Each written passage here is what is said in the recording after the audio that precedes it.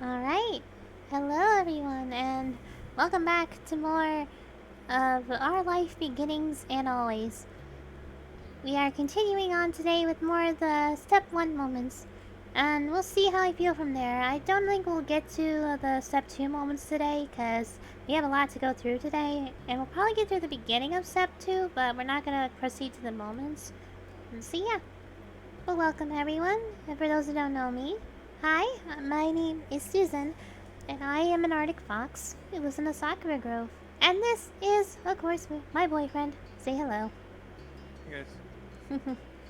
So, yeah, we are going to be continuing on with our gameplay today. Hope you guys are excited. We are going to be continuing on with some more moments with our boy Cove. So, with that being said, oh, I just remembered I need to show you the screen. I'm sorry. There you go. Alright, thank you. Is my OBS okay? Yes, good. Okay, so we have 5 moments left. Now, these 5 can only be accessed through the DLC. I have actually purchased all the DLC, so you guys will get to enjoy the full experience with me. So, with that being said, we got 5 to go through. Library, Ghost, Barbecue, Runaway, and Sleepover. So, let us begin with Library. Every year, the Sunset Burn Memorial Library held a summer reading program. Your moms and Lizzie were big fans of it. Mom and Mommy because they encouraged reading, and Lizzie because she could win prizes. When it came to what you thought of having to read a bunch of books and then going to the library with a competitive Lizzie, I loved it. Each time it had been one of the highlights of your summer. Getting to hang out with Lizzie and Shiloh and learn new stuff was lots of fun, even if Lizzie was super intense about it. You and Lizzie went with Shiloh before, and this year, you brought Cove too. His dad had been so over the moon about Cove being included that he'd driven all 4 of you. You had never been in Cove's dad's car before. It seemed a lot shinier than your mom's. After herding the group inside, Mr. Holden gave all of you a wide away with the arm that had the stingray on it. Have fun, kids. Stay inside the librarians, you hear? Wish I could watch you in action, but your poor old dad has to finish up some work. I got it. So, I'm sure that won't get in the way. Heck, I'd probably hold you kids back. 1 second, just gotta turn down the music just a hair. There we go. Okay, go ahead. There's pointedly no reply from his son over what was likely meant as only a joke. Cove's dad seemed to deflate a bit.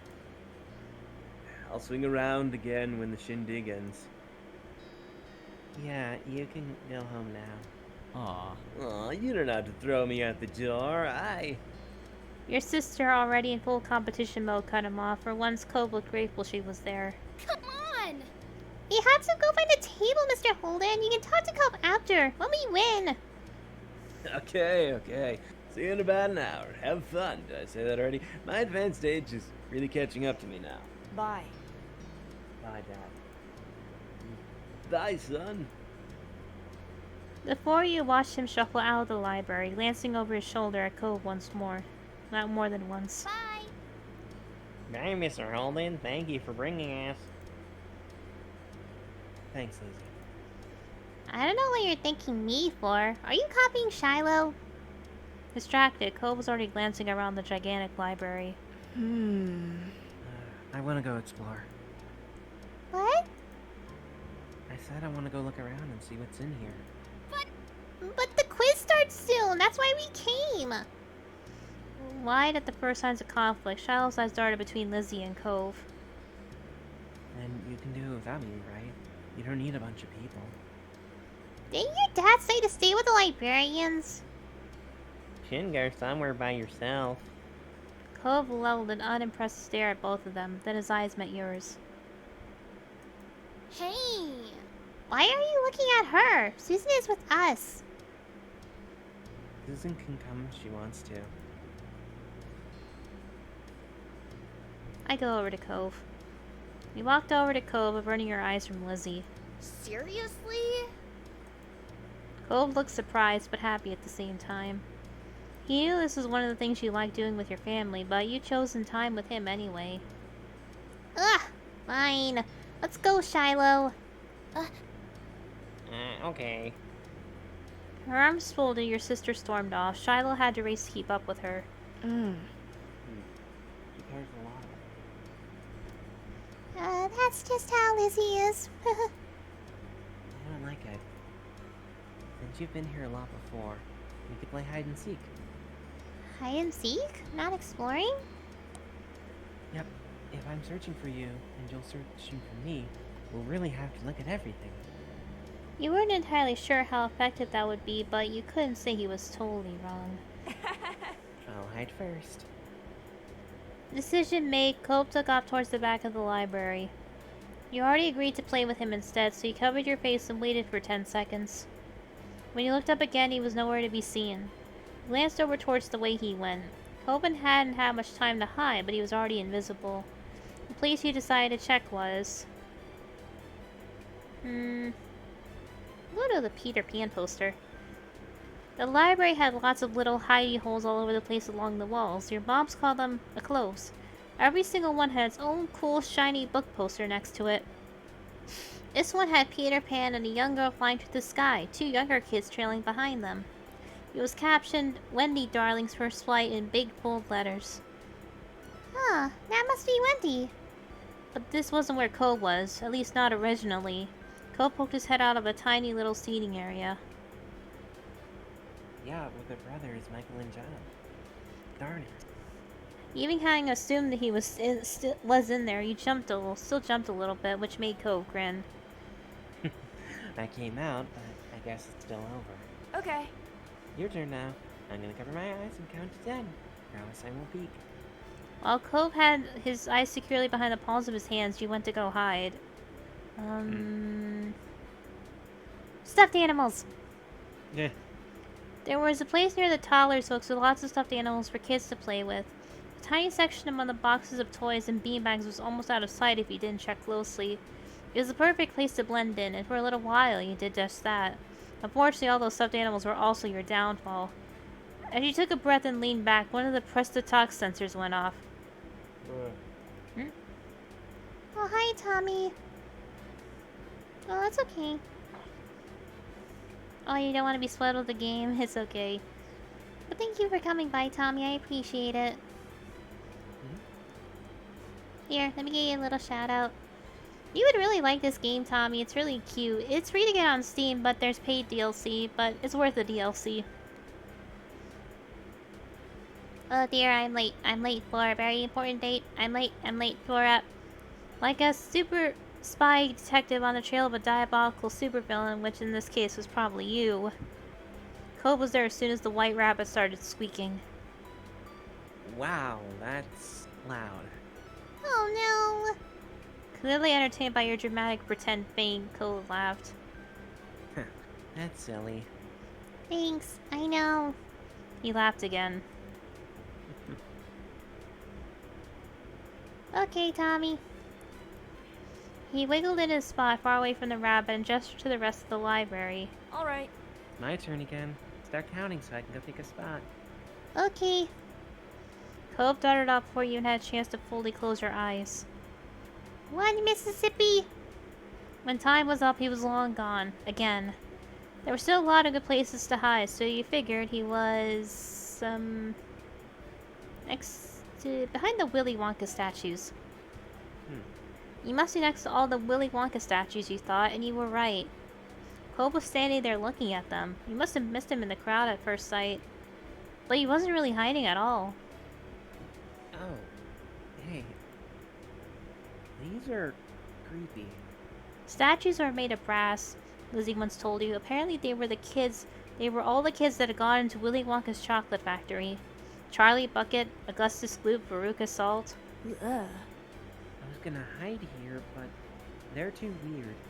Did you know that Charlie and the Chocolate Factory was actually one of my favorite books to read when I was a kid? I did was not know that. That's interesting. I knew that book like the back of my hand, and it didn't help with the fact that I watched the movies pretty much back to back because that was just one of those movies my siblings like to watch on road trips. Yep. So Guess that raises a quick question. Tim Burton version or the original version? I don't know, honestly. I mean, I guess the original scene had more of a friendlier Willy Wonka, I guess. Okay. Both of them are good, though. I actually, when I was in middle school, one of our plays that we did was, Willy Wonka. And I actually was in it. I played one of the grandmothers, and I was also an Oompa Loompa. That was a thing. That was my first experience in Yeah. theater. Nice. We don't talk about the book version of those though because, oops. Yeah. Go ahead. Let's keep playing. I'm doing good. He put his hands over his eyes, but before he could run off again, a librarian approached the two of you. Ah, kids, I've been looking for you.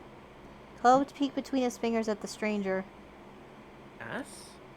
You must be Cove. Your dad told me he was waiting by the entrance. Cove blinked, mouth open like he was going to say something, then glanced down at his pink cast. It was a pretty clear giveaway. Oh, sure. Is my sister Lizzie with him? She's taller than us and has orange hair. You're Susan, right? You nodded. Phew, I found both of you at once. That's right, she's with him and the little guy with freckles. Come on, let's go get you reunited so we can close up for the night. Ready to go home, you and Cope followed him up front, where the ragtag group of family members and Shiloh were all waiting. Hey! There you are! She was pouting. You could tell from all the way across the room. And it was only that much more obvious as you got closer. Did you win? We came in second! Salt. Hey, gang. She's being salty again. I thought you'd been with them the whole time, Cove. I'm glad you just didn't go off by yourself, at least. Cole glanced over at you, then back up at his dad. Yeah. Me too. A broad smile spread over Mr. Holden's face. That's...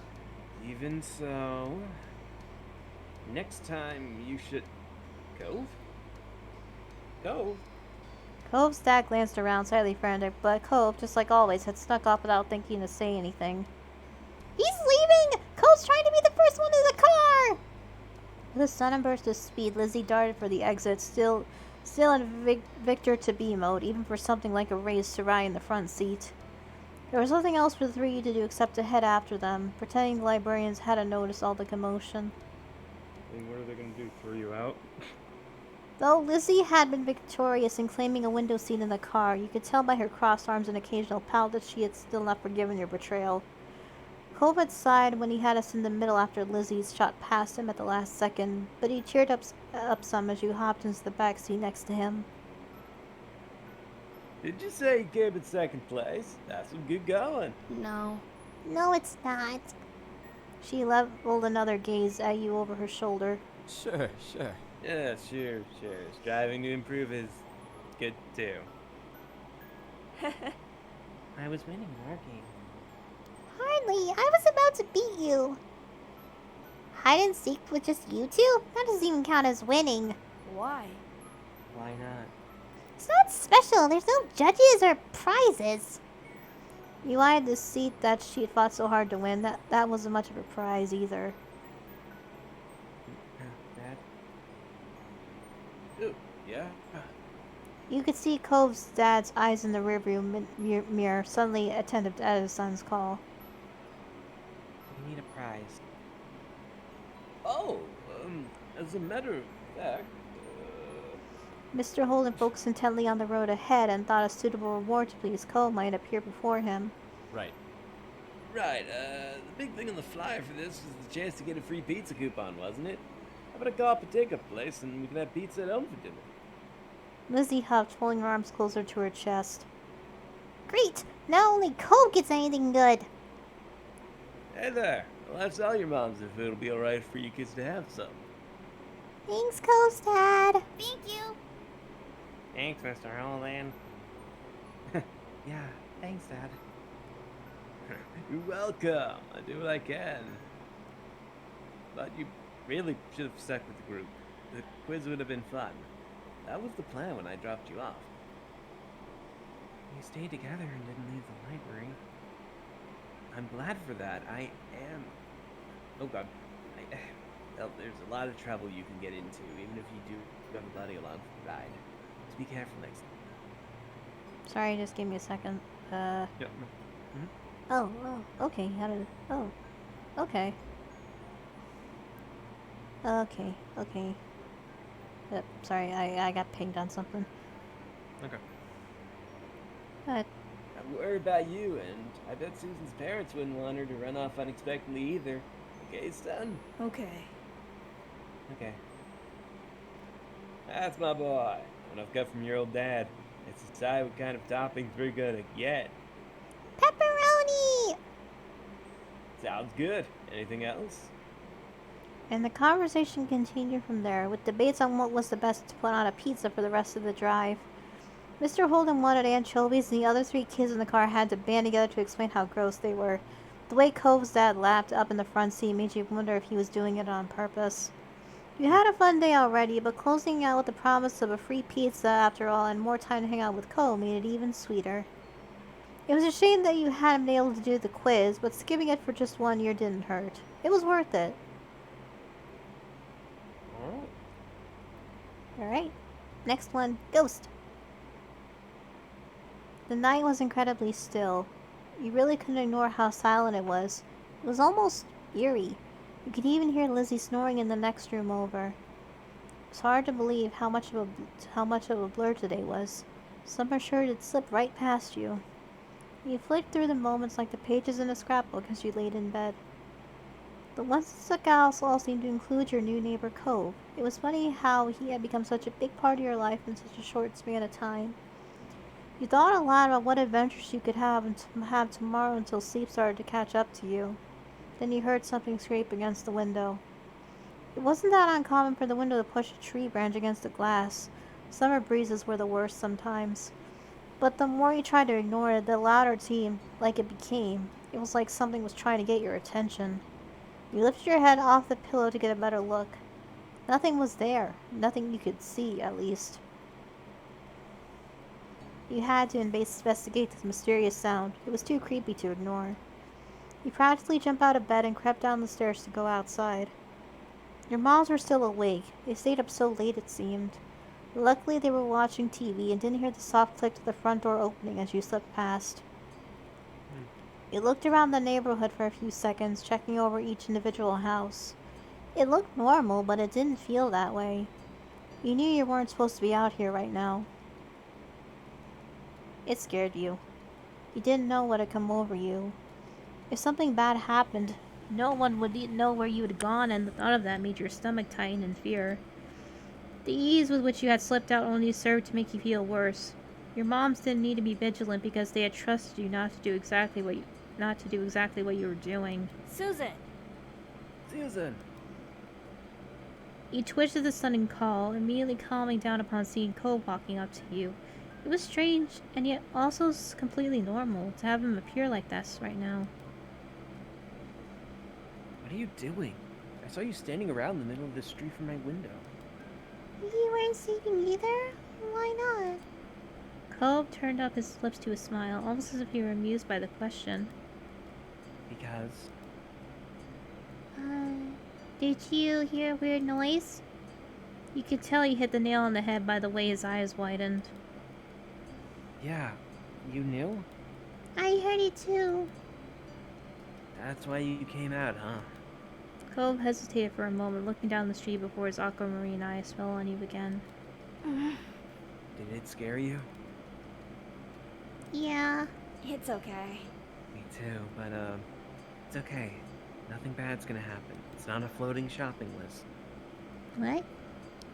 You could see Cove was trying to be brave for your sake, and it made you feel a little better. I was kind of wondering if it was the wind, but what if it's not? What if it's a person? What if it's something that's not a person? The unsteady noise suddenly rushed through the air, Cove, and you flinched. Sounds even worse than before. You were about to agree with him when the noise came yet again, tearing through the still street, still night. The two of you rapidly looked around, trying to find the source, but to no avail. There's no sign of an answer to this puzzle. You thought that... there's gotta be a regular reason for it. Hmm. You didn't believe in monsters or anything like that. Whatever was making that noise, it was something real. Though that didn't stop you from being scared. Lots of things that really existed were frightening and dangerous. You shuffled closer to Cope, trying to stop yourself from shaking at the bad thoughts that were entering your mind. Yeah, ghosts aren't real, right? I bet it's just a raccoon. He tried to speak with certainty, despite not being fully convinced of what he was saying. Hey, can you tell where it's coming from? Not really. Not really. Then we'll have to look more, somewhere else. Maybe we'll see something. Okay, let's go. As you walked the familiar streets of your neighborhood, fear coursed through your veins. When your hand brushed against his, you realized that you hadn't been the only one who had tried closing the gap. Shadows cut corners and angles where you didn't expect them, distorting the features you saw every day. The noise came again, shrill and hard. Set your teeth on edge the way it ground its way through you. Cole's throat bobbed, his eyes glistened in the dim light. You ran to hide behind Cove. With the noise that escaped you in a sort of shriek, you darted behind Cove, using him as a human shield. Susan! Holding on to the back of his shirt, you used it to keep him in front of you, even when he awkwardly tried to spin around in order to see you. You can come out. Here. He lifted his uncasted hand up to you where you could see it. You accepted his hand. You carefully slid your hand into his, and though your palms were both clammy, you held on tight. You couldn't explain why, but it made you feel stronger, and you felt like you were ready to continue on. Cove shut his eyes and pressed his lips together. Your fingers locked around each other even tighter. So... Where did you want to check? The hill's behind my house. You and Cove ascended the hill, lit only by the stars in the night sky. The wind rippled through the grass and ruffled your hair. Without the sun's light to translate what you were seeing, every brush in the distance looked like a creepy figure or a towering monster. The noise was just as loud here as it was in your neighborhood, with just a little indication behind the cause. But you kept going forward. You couldn't stop when you'd already gone so far. You had to find out what was going on. The top of the hill was an excellent vantage point to survey the town from. Everything appeared normal. There was no out-of-place sight pinpointing the answer to the mystery. Without visible markers to guide your way, you suppose it was up to you and Cove to deduce the source of the sounds. The hill had many great hiding places, and you intended to check them all. You upturned rocks, peered up trees, and rummaged in thick grass for anything that might bring some closure to all this. You stuck close to Cove as you hunted for the source of the noise. When the shrieking noise shook the air, seeing him behind you, you calmed your racing heart. Seeking to ease your nerves and put aside thoughts of what might be out in this dark, spooky night, you decided to strike up a conversation. You searched for a topic was more fruitful than your search for the noise. Your eyes fell on Cove's cast, and you were instantly inspired. Have you broken any other bones? No. No. Oh. Turned out that wasn't much of an engaging topic for him after all. I never broken any bone. Lucky. That put an end to your injury discussion, but Cove's calmer mood alleviated the bleak atmosphere like you hoped it would. Cove cast his eye out to the darkness, feeling bolder. Does this make you feel strange? We were people who heard weird noises at night, and are out looking for what it is. It's like we're at the start of a book or movie and we're the main characters. Yeah. It's a fantasy story. The world they found outside looked like their own, but it wasn't. They had stepped into another dimension without even knowing. Really? Really? Isekai. Yep. It's a dimension where everyone has been cursed to sleep until the monster making the noise is defeated. And how are we going to defeat the monster? We'll find magical swords that can defeat the dreaded beast with one blow. Okay. Well, whatever the noise was, you were confident that you had established that it was not coming from the hill. Once you were satisfied nothing out of the ordinary was to be found on the hill, you had to consider your next step. You figured you'd check the beach, too. The beach stretched out in front of you, nothing in sight along its sands, no matter which way you turned. Part of you had imagined the noise of some creature of the deep washed up at the shore and calling for aid. That theory had to be taken off the list. For now.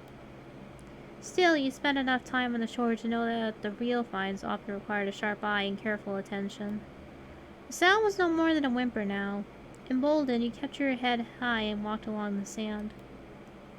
Let's see if there's anything here. Cole began to comb the beach for flues. He followed suit. The angry wind sent grains of sand rolling across the beach like waves. You stayed clear of the water, which was rough and choppy tonight, and scoured the area for hints as to what might be happening. You saw something glint in the sand, full of promise, but when you eagerly uncovered it, you found that it was just foil from a chip pack. You stowed it away with a sigh. Did you find something? Hi, Miserable. Good to see you. Heyo. We're continuing on with the stories. You missed the first one, but we're on the second one right now. Just trash. Cove shrugged and gave you a sympathetic smile. That's how it goes sometimes. You like hunting for treasure on the beach too, right? Yeah. Yeah. Have you ever found anything mysterious or weird? You're expecting him to mull the question over for a bit, but Cove answered immediately. Teeth. Like a shark's tooth? You've seen those for sale in the shops, though you've never been lucky enough to stumble across them at the beach. Oh, thank you, Miserable. I'm glad you saw. Yeah. I just got the news today, and I'm really happy to join Billy's mod team. Yay. No, not that. People teeth. No! Yeah. You know how grown-ups sometimes don't have their teeth any longer? And they get fake ones so they can still eat? Uh-huh. You nodded, listening in fascinated horror. I found some. The top half. How do you know it was the top half? It had the pink of the mouth bit, like this. Oh god, don't show it. He opened wide and pointed at the roof of his mouth. He let out a squeal. What did you do with them? Mom took them from me. I don't know what happened to it after that. That was... gross. I hope you washed your hands a billion times after you touched them. Yeah, I watched them. I'm pretty sure. As you contemplated your options, it occurred to you that you hadn't heard the noise for a while. Cove, I think it's gone. Cove perked up at this. You watched as he listened for the scary sound that had become background noise and become background noise to your adventure. You're right. You're right. You both stood awkwardly in the now silent night. Without the mysterious call to lead you, there wasn't a real reason to stay out here any longer.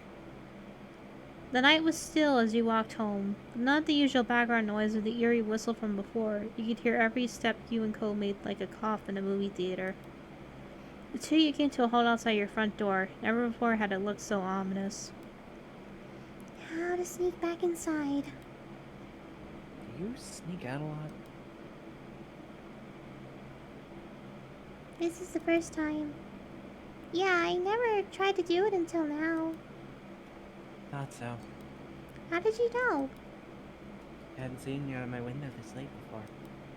That was fair, though it could have been possible you're just so good at sneaking and this was the first time he had caught you. Are you worried about getting caught?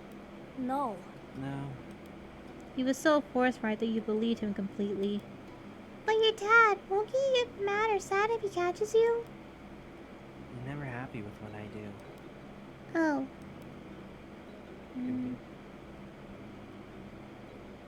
You sympathized. That must be hard. Yeah. He and Mom do what they want. Why shouldn't I? Alright, I'm going in. Bye. Okay. Good night. Good night, Cole. Thank you for coming with me tonight. I'm not sure I could have done it by myself. I wanted to go with you. You beamed at him. You turn the doorknob slowly as the clock's minute hand, holding your breath for the telltale click of the lock, then nudged it open. When all that happened was the door opening, rather than the blaring alarms that you feared, you melted with relief. Back inside your house, you were surprised to find your mom still watching TV. Weirder still, looked like they were just on the same show they were watching before you left. You're positive you've been out investigating for hours. Perhaps you could use their distraction to your advantage. If you just get up the stairs, you'd be safe from suspicion, but how could you get there? You tried to sneak past. You hugged the walls you creep delicately around the perimeter of the room. It was a valiant effort that any spy would be proud of, right up until the moment where you tripped over a power cord and nearly fell over. Susan? You might not have fallen, but your accident ruined your cover. You had been spotted. They abandoned the couch and their show to hurry over. They were still in a state of surprise. You weren't in trouble yet. Are you okay? What are you doing down here, sweetie? Did you have a bad dream? He did not answer. Their surprise gave way to concern, and the two shared a look. Sweetie. Honey. Mom took you by the hand and led you up the stairs. Wolf, your head is cold. Why did you come over to us? You were supposed to be in bed. Oh, Susan, you won't ever be in trouble for coming to us when you're frightened. I'd much rather you came to us than try to solve things all by yourself. Her phrasing made you feel bad. The nervousness ate at you as you were tucked into bed. Your moms assumed that your flushing and incidents on delving under the covers was part of your fear, and spoke to you softly until you calmed down enough to peep out from under your sheets. Once your moms had left, you turned over to the night's adventure in your mind. It was so hard to believe that you really done it. It was harder still to believe that you'd gotten away with it. Even now, you half expected to be caught somehow. Perhaps you left the door ajar or trailed sand when they already swept it up. You hoped that Cove had gotten home okay, though it hadn't been worried, but being told off was never fun. Wriggling down deep underneath the sheets, your thoughts turned to the unsolved mystery. You and Cove had only just begun to scratch the surface of it. Maybe you solved it and maybe you wouldn't, but what mattered was that you shared the experience with each other. You were still so energized by the night's excitement that you tossed and turned in bed for some time, thinking up theories to share with Cove when you next saw him. Sleep eventually claimed you, but the adventure merely resumed in your dreams.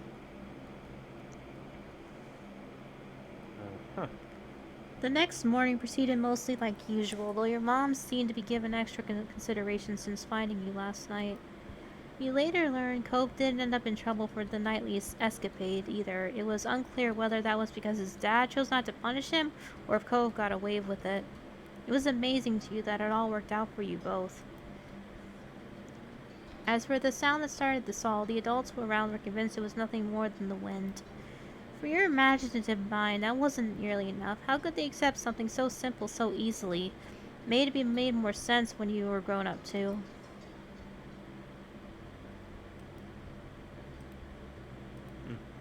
Yep. Okay. Next one, barbecue. You've been brought along to the big park today, which did an excellent job of living up to its title. The park near our house, with its only playground equipment, wasn't even a quarter of the size of the expanses of grass and trees that lay before you now. As it was in the next town over and too far for you to walk by yourself, you didn't get to visit it much, and so you soaked up the environment. Another difference between this park and the one in your neighborhood was that this one had visitors other than Lizzie, Shiloh, and Cove. Today it was the busiest you'd ever seen it, thanks to a community get-together luring people in from all over the local area with the promise of barbecue and fireworks. Your family and Cove's were just two of the many. What seemed like dozens of cars were parked up already when you had arrived. You saw Cove hesitate as you took in the growing gaggle of strangers. Fire Mommy, Lizzie bounced the balls of her feet, barely containing her excitement.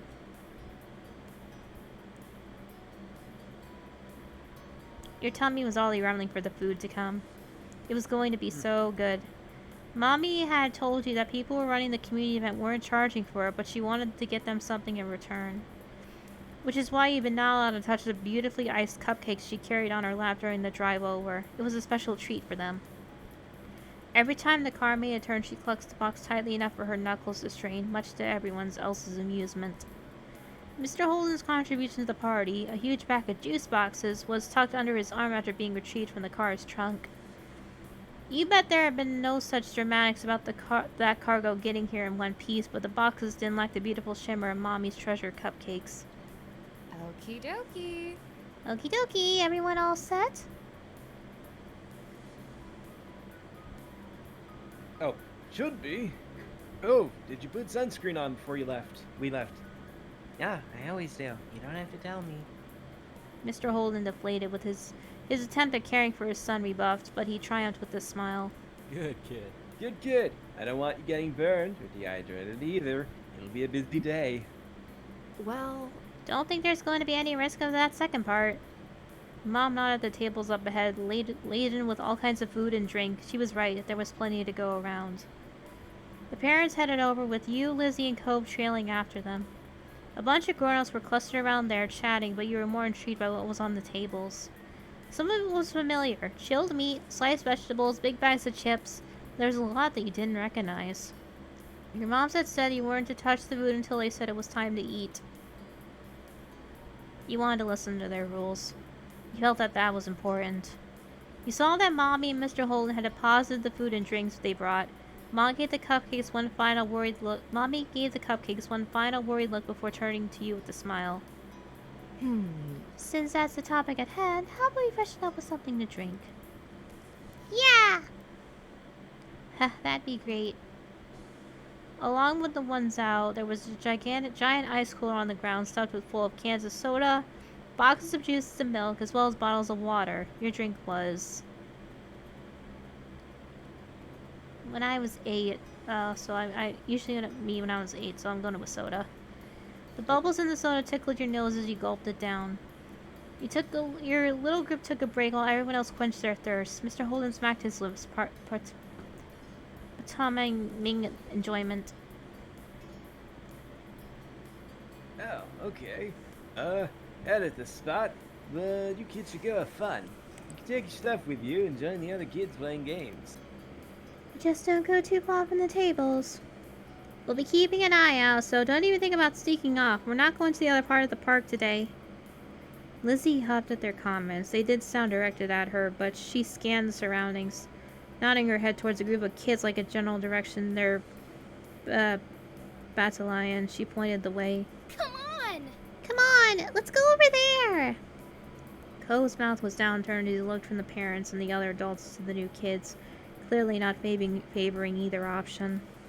But ultimately, he hunched his shoulders and tagged along after Lizzie. You went to play with the other kids, too. You followed after Lizzie and Cove, who were waiting for you on the outskirts of the group of parents. Hurry up! You picked up the pace, moving into a jog, but when Lizzie pelted away at full speed, you and Cove had no choice but to break out into a run.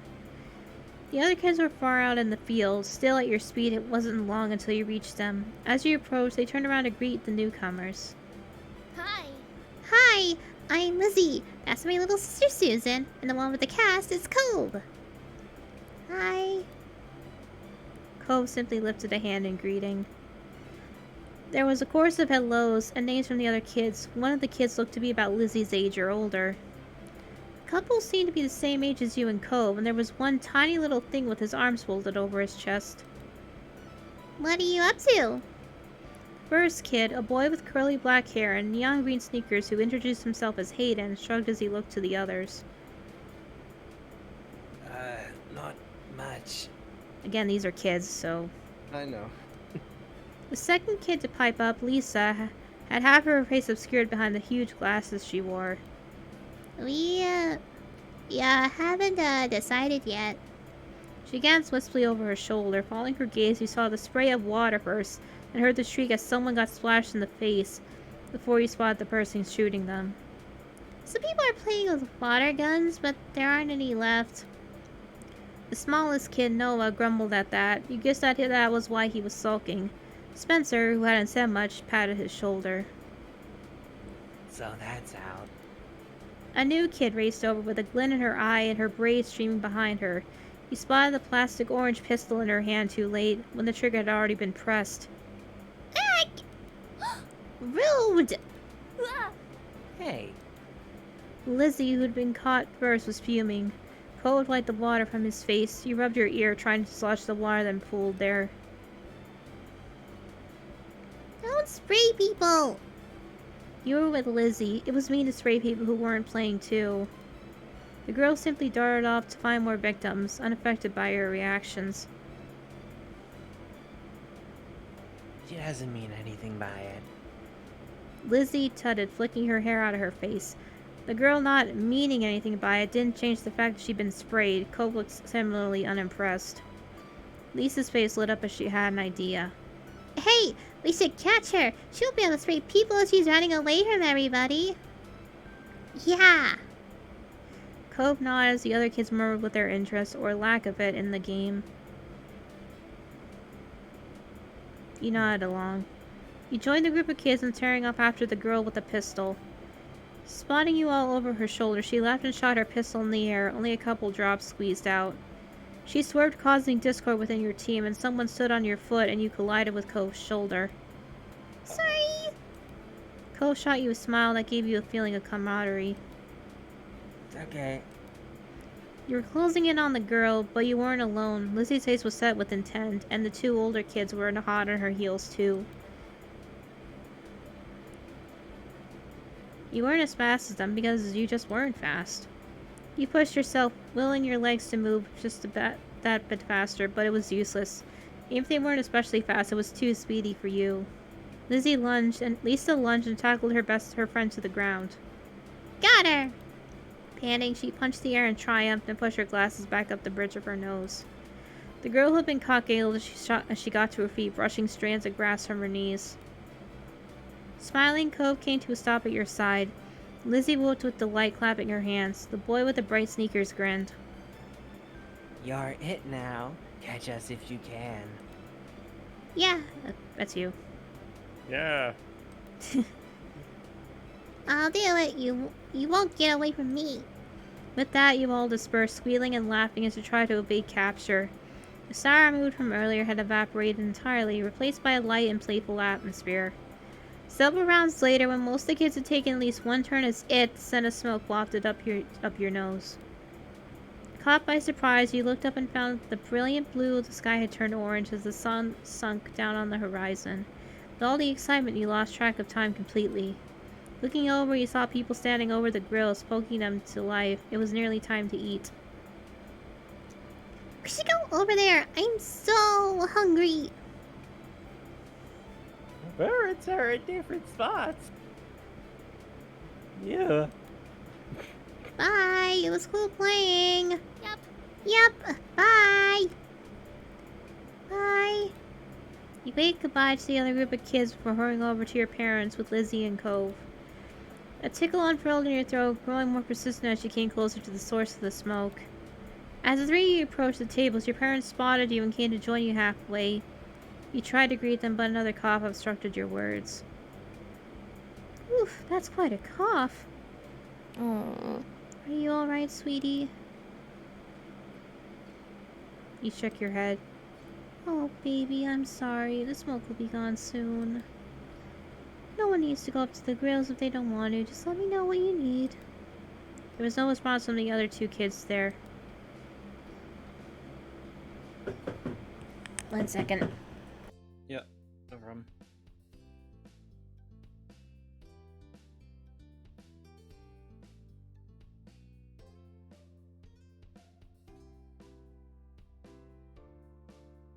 Well, I get to do this joke then. The longer... And then Samuel pops in saying, the longer the icon of Sing is on Earth, the stronger he will become. There we go. Been holding that one in for a bit. What was that? Oh, basically I said, the longer the icon... and then Samuel comes in with the whole, the longer the icon of Sing is on Earth, the stronger he will become. Please, could you get it for me? Of course. So, The main thing being served is kebabs. You can have whatever you like on there. There's different meats and vegetables and veggies. What would you like on yours? Mom is right here. There's plenty of options. I want chicken, beef, and potatoes. That's everything. Sounds good to me. The veggies will be good for you. Order given, you waited for your food to be ready. Lizzie headed towards you, having issued her own request. Hi again. I heard what you ordered. I'm eating a chicken kebab with all 3 colors of peppers. Noticing that Cove approached, she turned to him. What are you having? Why? Why does it matter? I don't know. I was just asking. I'm getting beef and shrimp with all the veggies except onions. Lizzie hummed while evaluating his response. That's okay, I guess, but chicken is definitely the better one. Then you can eat all the chicken. I'm going to. I want some of the chicken too. Oh yeah, I can let you have some still. You're welcome. Lizzie peered over to the grills where the kebabs were being handed out. A growing assortment of kebabs collected in your parents' hands. They're coming over. Don't get jealous of mine when you realize you made the wrong choice, Cove. Didn't make the wrong choice. We all make good choices. It's just what kebab somebody eats. The person serving gave your mommy one final kebab, then your parents moved over to rejoin you. Between them, they were carrying 6 kebabs, one for each of you, including Cove and Mr. Holden. We got the goods. I'm not Coves. carrying anything. Cove's daddy is looking for a place we can sit. In the meantime, they began passing out the kebabs to their rightful owners. Lizzie smiled smugly as she received hers. These are pretty big. Be careful not to drop it. And try not to poke yourselves with the ends either. They're sharper than you might think. Hearing that, you tentatively pushed the tip of the skewer against your finger. It felt like the point of a newly sharpened pencil. Though it didn't hurt your hand, you wouldn't want it scraping the roof of your mouth or jabbing your tongue. Mommy clicked her tongue. It would have been nice if the options were a little easier to manage and less messy to eat, especially for smaller kids. There aren't even plates for everyone, so we could set the food down. Couldn't even set the food down for the second. True. That's what you get for the price of free, but we can hack it, right? Lizzie nodded her head vigorously, clutching her kebab like a trophy. Your parents led you back to the tables. It was immediately evident why Mr. Holden had been sent to scout one out. The benches had quickly filled up as people got their food. Mr. Holden was standing over a corner section near the edge of the seating area. He beckoned your group over to join him. You clambered onto the bench, taking care not to let your kebab slip from your fingers. Cove took a seat next to you. Lizzie took the other side. Your mom passed the final unclaimed kebab to Mr. Holden. Thank you. Thanks. This looks delicious. Thank you for giving us a space out here. Everyone tucked into their food. You gobbled it up eagerly, only partially obstructed by the awkwardness of eating from a skewer. Running around with the other kids had helped you work up an appetite. Mr. Holden, what do you do? Well, I do a lot of things. Do you play golf? Only if you count mini golf. One look at Lizzie's stricken face confirmed that she did not. She could enjoy the occasional round of mini golf place at a mini golf place, especially if she had an audience to impress. But your sister took her passion very seriously. Even then, it's been years since I gave it a shot. Cove groaned at the feeble pun. Mom chuckled. You weren't sure if she was responding to the joke, Cove's annoyance, or Lizzie's offense. Don't worry about it. Just as well. She'll be dragging you to the green every week. That's because I got dedication. You need a good drive or two to get far. Mr. Holden nodded, clicking his tongue in appreciation. Cove looked from his father to your sister, lost in the conversation. Outclassed in golf and wit. I don't get it. A drive is a type of golf shot. You should give real golf a try. Maybe I'll even teach you some tricks. Don't try to change my dad to be more like you. Lizzie gave Cove a dirty look at the accusation. Molly felt the need to move the topic ahead before it got heated. Oh, nice. That's really sweet of you, but I'm sure Mr. Holden is busy. He might not have time for another hobby. Yeah, I don't think I'm made for that. Still, the offer's appreciated. Why? Then tell me something you really do already. You just go away every day. I like scuba diving, though with the business, there's more work than play these days. Surfing and reading, snorkeling. Wow, it's a good thing you live by the beach. Don't I know it? Nightmares about moving inland.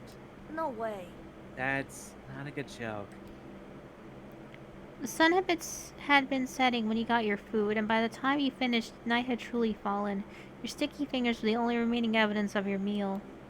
The kebab had been a great combination, more than the sum of its parts. The seasoning of freedom to choose every ingredient yourself was what made it something to remember. Rising from the table, Mommy held up her water bottle. Okay, now that the food's gone, you got to wash your hands. Okay. Susan, Lizzie, please hold them out. Lizzie complied, coming over and cupping her hands together in front of her. Mommy splashed some water over her fingers and Lizzie rubbed them together, working off any residue. Here. Mom passed her a paper towel from her purse and Lizzie used it to dry off her hands. Your turn, Susan. You readily held your hands up to catch the water. Copying Lizzie, you washed your hands, taking care to clean every crevice between your fingers before wiping them dry. Nearby, Cove had taken his own course of action, wiping his hands on his pants and leaving a stain where his fingers had been. Mr. Holden shook his head. Come on. Hey, let's clean that off, pal. He scrubbed at the fabric with a scrunched up napkin. Dad, it's not that bad. When everyone was cleaned up or as clean as they could have been with the limited facilities, Mom spoke up. Let's go. Let's go make one last check at the coolers and restock on drinks before the fireworks show. No time! We have to go get a good spot. Everywhere's gonna be taken. How about I go ahead to save space again? You can meet up with me in the field after getting the drinks. And I'm going with Cove's dad. I'll find the perfect place. Okay. Yeah, sure thing. Could use an extra pair of eyes. Mommy shook her head ruefully at Lizzie's even more enthusiastic than her usual attitude. That's fine. Alright. Me, Cliff, and Lizzie can go find a place to sit. Pam, Cove, and Susan, do you want to go get the drinks? Okay. Okay, I'll get all the stuff we need. As Mommy, Lizzie, and Mr. Holden headed off into the wide open field where the fireworks were being set up, you joined Cove and Mom and returned to the cooler where you picked up drinks earlier. Even as you approached, you suspected you wouldn't find much in it, which had originally been stocked to the brim. It was now half empty. The ice which had cushioned the drinks and kept them cool was largely melted, only with a handful of pieces floating like tiny icebergs. Slim pickings. The drinks that remained looked to be bottles of plain water, but you caught a glimpse of something more colorful in amongst them. Mom rummaged around the cooler, excavating a couple of juice boxes from the bottom in the process. Aha. Aha! Susan, Cove, you can take one of these if you want. The perks of helping. You took a juice box to share and a water bottle for yourself. Cove hesitated but decided to take a juice box for himself. When you two were each loaded up with your chosen drink plus an extra bottle or two for someone else in the group, Mom's phone started to ring. She juggled the water bottles over in the crook of her arm and looked at the caller. It's Mommy. Hold tight while I get this. How are you? Hey, hun. How's it going? Did you find our perfect spot already? She nodded along to the call, punctuating the uh-hus as Mommy gave her directions. Catching her eye, she gestured towards the grassy area. You got a place. Come on, we better hurry before the show starts. You and Cove brought after your mom, who led you through the field and the separate groups of people assembled there, and back to the rest of your families. Hello. Hello, we're here, and we come bearing drinks, though there wasn't much left. After you handed over the spare drinks, you held up the extra juice box. I bought this for someone. How sweet. You're so thoughtful, Susan. Despite Mommy replying pretty expectantly, there was just one person who made a claim to the sweet drink. Can I have it? Okay. Thank you. Thanks. I love you, Susan. Aww. You two are a real pair. Once everyone had been equipped with a drink for the big event, you sat on the grass beside Cove and waited for the magic to begin. Most people in the park had taken a seat now, with a few stragglers silhouetting back at the tables in the distance. A few rambunctious kids were still dashing about, but their number was steadily decreasing as their parents called them over and restored order. Someone bearing a cardboard box waved to the groups, pausing every so often. You nudged the cove and pointed. What are they doing? Looks like they're handing something out. I can't make out what it is. What a pickle. I hope it's not drinks. Mommy chuckled, but Lizzie and Cove were now watching the bestower of mystery goods keenly. Are they gonna come to us too? Mom softly put her hand on top of your sister's shoulders as if she feared Lizzie might bolt over the stranger. Lizzie didn't even get a glance at her eyes locked on the potential prize. I don't know. In that case, We'll have to wait and see. You were intrigued. Studying the man with the box closely as he gradually mendered nearer, you can make out that he was handing out small items to most of the groups he had stopped at. It seemed too short to be water bottles, but beyond that it remained a mystery. Then the box man made his way to your group. Evening. I'm handing out dessert. Any takers? There's dessert? Lizzie squealed, hopping up off the ground. The man chuckled.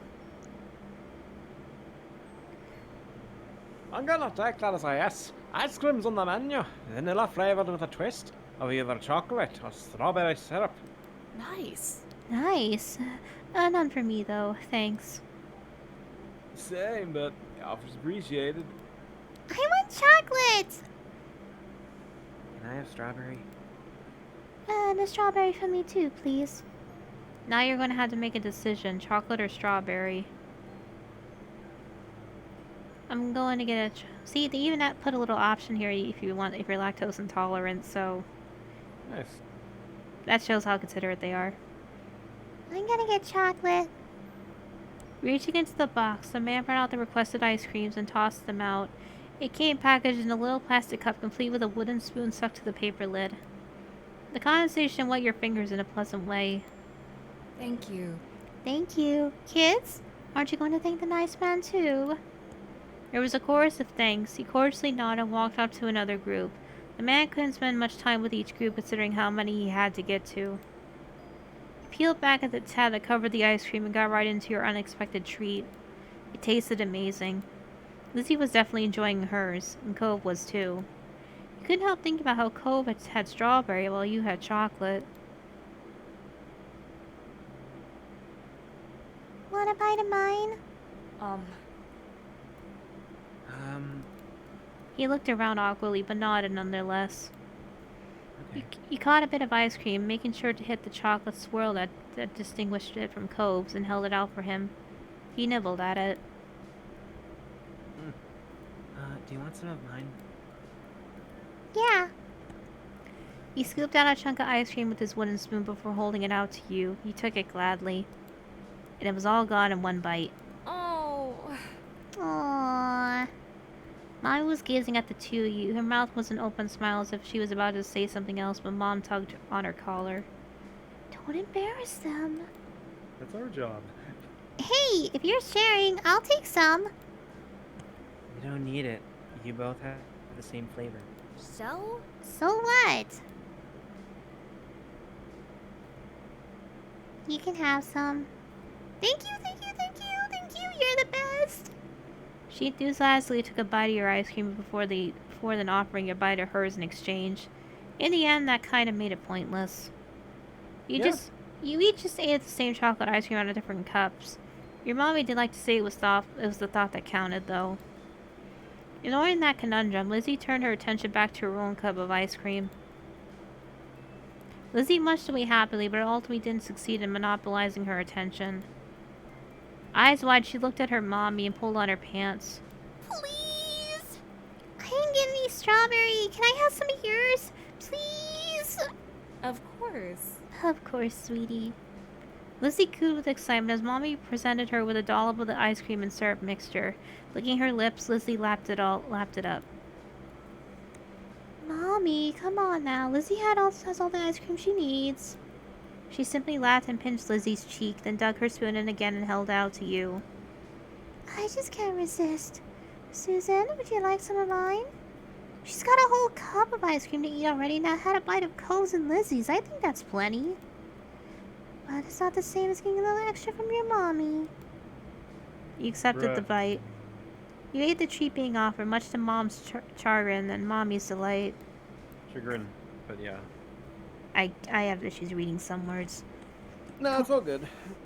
Cove watched the exchange silently with a blank expression. Mom, on the other hand, shook her head, a fond smile on her face. Well, you better at least give me some too. You could have gotten your own if you wanted ice cream. What? What? The kids have ice cream already, and they're getting some of yours to boot, and I have nothing. Now is when you decide to be firm? Laughing, Mommy fed some ice cream to your sulking mom. She could never actually follow through with being tough. There.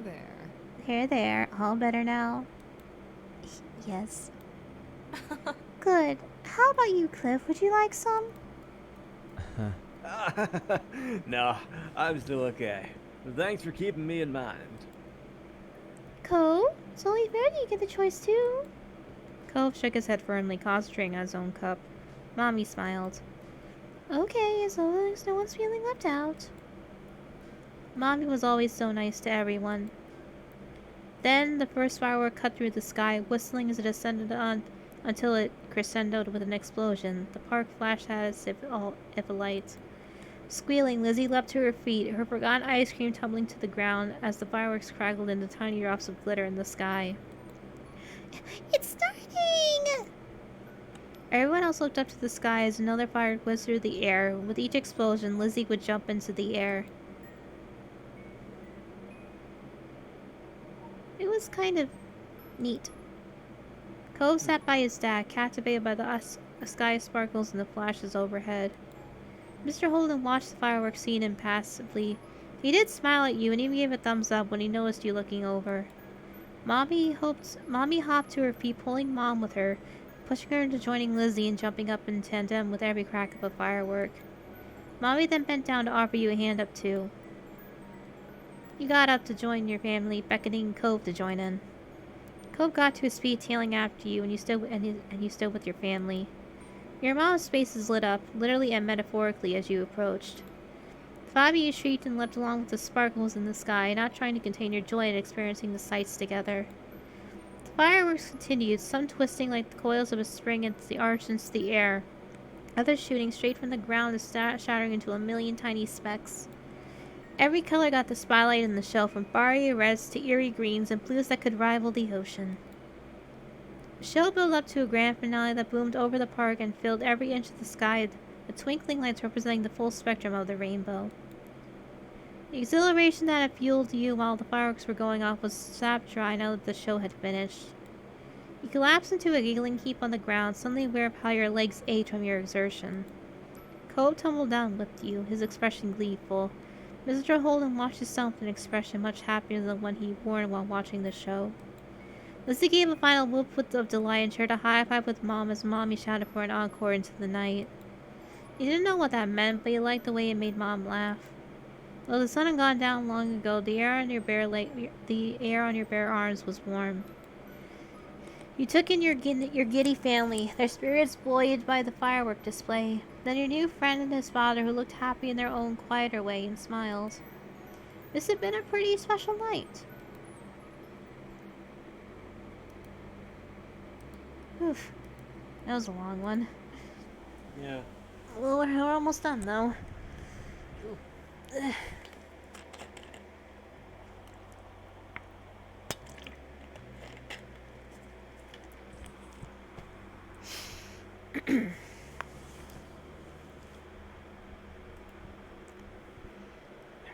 It was early and you were on your way to the playground. Lizzie planned on joining you there later. You weren't sure what she was busy with right now. Older kid stuff, you imagined. That was okay. What was forefront in your mind was what if Cove might be free to come too. As you walked the familiar street, wondering how you might find your neighbor, he appeared right in front of you, almost as if he was a mind reader. Hi, Cove. Can you come to the playground with me? No. No, sorry. Cove looked strangely serious. It had to be an even bigger deal than whatever mystery thing Lizzie had to do. I'm leaving, Susan. What? Where? He shifted. Your gaze was drawn to the backpack slung over his shoulders. Cove liked to stuff things into his pockets from what you'd seen, but people sometimes carried bags with them. It hadn't been very attention-worthy until now.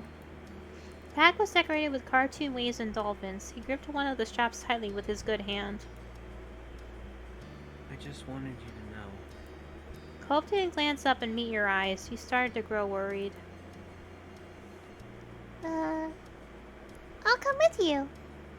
He looked up at that. You hoped he would agree, but instead he shook his head. I'll come back, though, sometime. I don't know when. We can do stuff then. He directed a fragile smile your way. Without another word, Cove turned on his heel and started to walk away. Wait! He kept going. His focus wasn't on you anymore. What was that about? You watched as his back grew smaller and smaller, then you realized you were still standing in the middle of the sidewalk. You thought about your earlier plan of playing in the park. Suddenly it didn't seem as fun anymore, not without Cove. But it wasn't like you could force him to play with you. He had things to do. You stayed there. You could play at the park some other time. It wasn't like it was going anywhere, and you couldn't bring yourself to leave it like this. You didn't move from your spot, so you just continued to look on quietly. It didn't take long to realize he was just going up the street. You were positive there was nothing good over there. Not the park, or the beach, or the store street, or his house, or anything. He was new. He might not know what you did. You jogged down the street to catch up to him. You slowed down once you reached his side. He glanced at you from the corner of his eye and frowned. Go away, Susan. I just wanted to say you're going the wrong way. There aren't any places the way you're going. His mouth twisted further. He didn't appreciate your warning. I'm still going. Why? What are you doing? Walking. Why can't I come with you if you're just walking? Cove let out a deep sigh. You got the feeling he was starting to get mad at you. I told you I'm leaving. I'm gonna be gone for a while. I still want to go with you. You can't. Why not? Cove came to a sudden stop. You almost kept walking ahead of him because you weren't expecting it.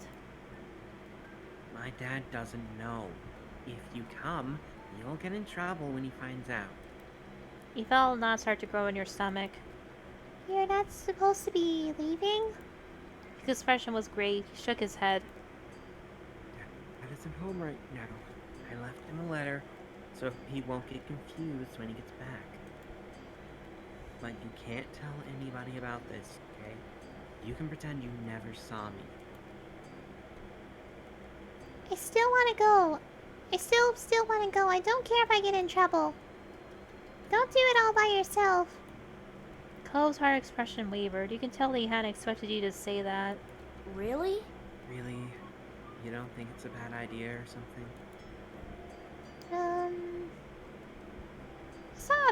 It's not a big deal, right? We're gonna have fun. His lips curved into a smile. Okay. Okay, you can come. You grinned, pleased that he gave in so easily. You thought it might take longer since he was so set on going alone. You turned up a middle in the.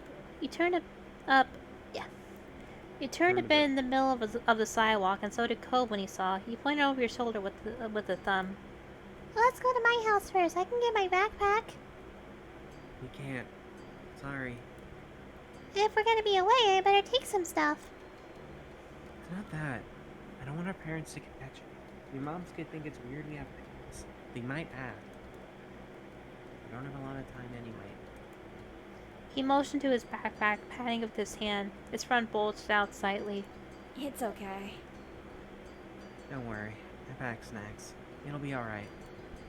You were taken aback. There was going to be food to eat? You thought of everything.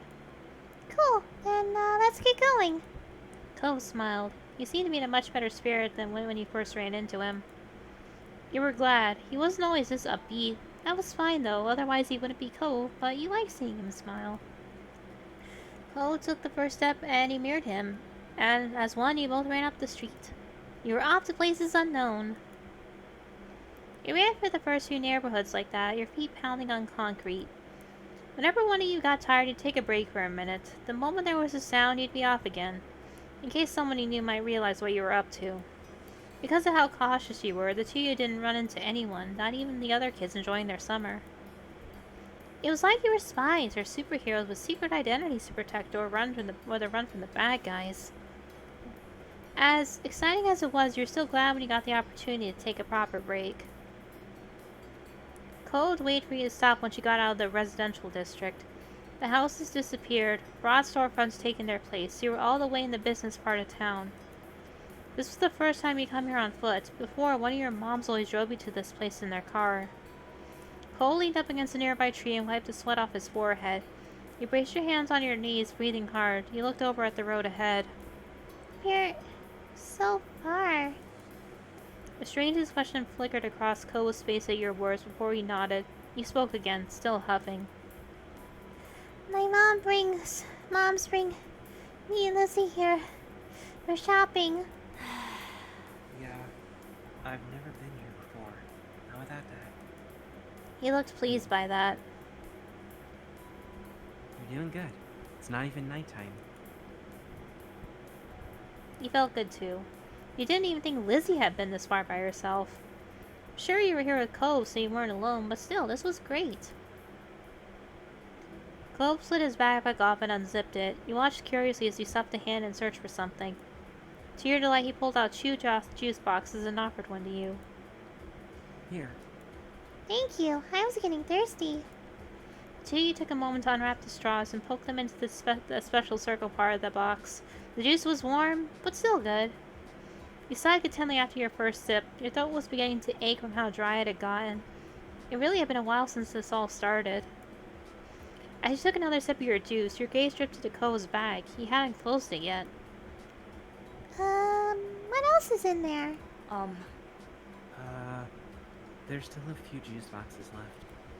He peered inside and began to list off the items as he spotted them. I got some snacks from the kitchen too. Chips, muffins, bananas, candy. That was already a lot, but he kept excavating more. I also took a couple clothes, a flashlight, first aid kit from my dad's bathroom, and a blanket. Oh, and some money my dad gave me a while ago that I haven't spent yet. Your mouth made a small O halfway through his lengthy list.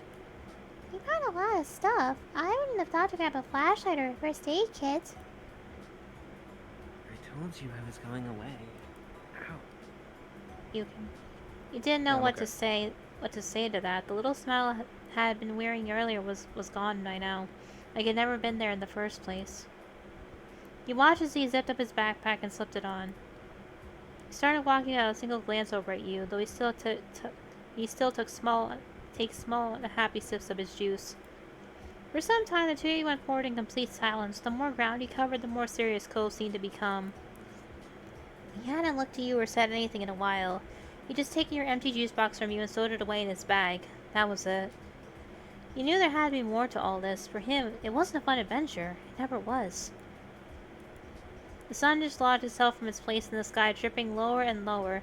The street lamps came on. It was as if they were anticipating nightfall. You kept walking. Even if it was late, you weren't ready to turn back, and neither was Cove. The two of you continued to trudge past the storefronts. Silence fell over you again. You had no idea how to break it, or even if you wanted to. People had said this was a really tiny town, but to you it felt absolutely gigantic. Eventually, the business part of town ended too. There was no sidewalk anymore, only a long, expansive road. You walked on the grass instead. Not even that was enough to stop him. Onward was the only option. Your journey stubbornly continued. The hunch you had about Co's possible destination soon became a certainty. There was only one way out of town after all. Your feet hurt, you were tired, the two of you didn't have any parents with you, but somehow you had reached the very edge of Sunset Bird. That was what the sign told you. You had lived in Sunset Bird forever, and it was very rare occasion that you see this sign. Most everything in your life happened inside the city limits. The endless road ahead seemed scary in a way. It paralyzed you. You glanced over at Cove. You made it here just before nightfall, but now what? Outside of town there was nothing. How could he get to where he wanted to go? Cove, however, didn't falter. He kept walking. As he neared the sign, he finally stopped. That was a relief. He took off his backpack and sat down, crossing his legs beneath him. He lowered himself beside the boys, zipped his bag open, and rummaged through it again. Whoa. What snack do you want? You were taken almost aback by his voice. It had been a while since you last heard it. Pursing your lips, you recall the snacks he listed off earlier. I want a banana. He pulled out a banana for you and a muffin for him. After passing you your food, he took a big bite out of the top of his muffin. He peered over at your friend. He stared at the path still ahead with a solemn expression. He turned away. The sun had set some time after you both finished eating. Now it was dark, apart from the faint moonlight. You watched Cole grab his flashlight from his bag. What are we gonna do? Sleep out here? I guess. I guess. He was speaking defensively again. Cole flicked the flashlight on. A beam of light cut through the darkness, weakly illuminating the area you sat in. You pulled your knees up to your chest, wrapping your arms around them. You weren't cold. Summer nights were still sort of warm. You just felt like it. Is it okay if I ask something? Cole was focused away from the road, but he nodded. Why do you want to leave Sunset Bird so bad? At first, Cole was quiet. You started to think he wouldn't say anything. Then he spoke. My mom called today to check up on me. She asked what Sunset Bird was like and how I was doing. It was okay. But when I asked if she'll come here, Mom said she couldn't. I can't go back either. Not right now. She has to move to somewhere else. Cole glared at the ground. His voice cracked as he continued. It's not fair. Why can't I even see her anymore? He used his uncasted arm to rub both of his eyes. I'm gonna go myself. I don't need anyone to take me. This was all too much, and he started to cry. Cove's eyebrows shot up as though he hadn't expected you to have this kind of reaction to what was happening. Well, what's wrong? You didn't give him any answer. When the surprise wore off, he tried more softly to coax a reply out of you. Are you okay?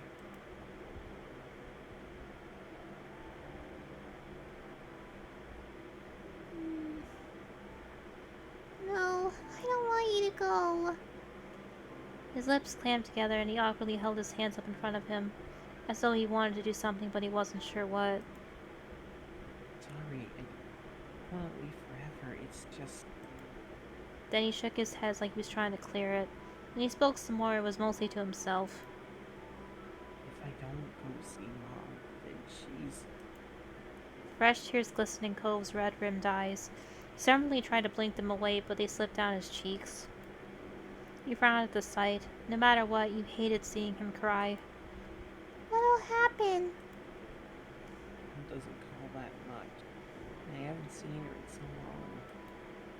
Cove hiccuped, wiping his face with the back of his arm. His glasses got shoved up awkwardly as a result. I don't know. She'll be gone. She'll forget about me. She wouldn't do that. How do you know? She's your mom. She loves you. Your mom has always said that, so it must be true for Cove's mom, too. Cove sniffed. You seemed more conflicted. I'm not sure if that's right. You were at a standstill. Then we'll stay out here. I'm not going back. His lower lip trembled out of your declaration. Are you sure you don't have to? You could still go home without me. You didn't leave a letter or anything. I'm sure. Thanks. The final part of his statement was whispered. You're always there when I think I'm gonna be by myself. And that was that from him. Quiet resumed. It wasn't awkward this time, or so you thought. You looked at the sign, tracing the letters with your eyes over and over for a while. You weren't sure how much time passed. All you knew was that one moment you were letting your eyelids droop while huddling near Cove under the sign. And the next, you were snapped back to the attention by the blaring beep of a horn. Cove froze. You looked around to see a car approaching you. It was difficult to make out who it was. The headlights were so blinding. Instead of continuing down the road, the car slowed near where you sat. The window rolled down, revealing the face behind the wheel. It was very familiar. Mom! She shouted back, not just because there was some distance between you and her. What are you kids doing here? I've been looking everywhere for you. You were gonna come back later, but... She stopped looking at you, instead staring hard straight ahead. Both her hands were gripping the wheel. Guilt ate you up from the inside. All right. Get in. Let's get you two home. That at least made her showing up worth it. Your feet were aching like crazy from all the walking you'd done today. You yanked open the side door, slipping in the back seat, then clambered over to Cove so he had enough room to climb into. He followed in wordlessly, tucking his backpack near his feet. Your mom looked at you and Cove from the rearview mirror. The two of you had us extremely worried. This wasn't a good thing to do. Not at all. Shame-faced, you both nodded at once, as one. Sorry. Sorry, Miss Sakura. Sorry, Mom. She softened immediately, not enough to actually let it go, though. I'll have to apologize to everyone else, too. With that, Mom started the car up again and you were off. For the rest of the car ride, no one said anything. You thought all of you were pretty tired. In fact, you must have dozed off at some point because you woke up to the sound of the engine stopping. When you opened your eyes, you realized Cope was looking over at you. He was tense. We're back. You yawned and got out of the car. Cope came out after, putting his backpack on again. Mom locked the car door and motioned the two of you to the house, over towards the house. She opened the front door and let you go in first. Mommy appeared quickly. She must have been way nearby. There was a phone in her hand. It worried you, thinking about who she might have been talking to. The tie line of her shoulders relaxed when she saw you in Cove. Oh, thank goodness you found both of them. Yes, I did. They were at the actual end of town, right under the now leaving sign. What were you two doing there this time of night? Do you have any idea how far that is? How unsafe? You peeked at Cove. He still looked exhausted. His eyes were puffy and there were dry tear tracks stuck to his cheeks. I had to see my mom. Susan didn't want me to go alone. Your own mom shared a look. You weren't sure that was what it meant, but they always did that. You wondered if they could read each other's minds. Since they were communicating telepathically, you stole a glance around the house. Lizzie wasn't anywhere in sight. Where was she? She must have been what she was doing that morning ages ago. Where's Lizzie? Your sister's in her room fast asleep, the same way you should have been. She went out earlier to look for the two of you when she accidentally found out you were both missing. She tried to pretend otherwise, but you made her sick with worry. She said that she checked all the hiding places she could think of, but couldn't find either of you. You and Cove exchanged remorseful glances at that. Mommy noticed the discomfort. Okay. You two must be sleepy. You can sit down wherever you like. Mommy smiled warmly, motioned to the living room. Cove looked up at her, then lumbered over. You followed close behind. The living room wasn't far, or separated by a wall, so you heard your mom's talking softly. He wanted to go see his mother? Poor thing. Well, That explains it all, at least. Still, I'm not sure if it excuses it. It was still so dangerous to go up into town like that. He's having a hard time right now. You can't expect a child to handle it maturely. True, it can't be helped. But that's enough of that. We should tell Cliff and the others that he's here before the panic gets out of hand. There could be riots. Is that all right? I'll call them. Make sure to go to the front to tell everyone out there. You keep an eye on the kids. Make sure they don't go taking any more trips today. Got it, hun. Cove sat there on the couch, setting his backpack down beside him. He stared at his hands. I'm sorry, Susan. He faced him quietly. I didn't want to make you feel bad. I don't want to fight. And you won't do it again? I won't.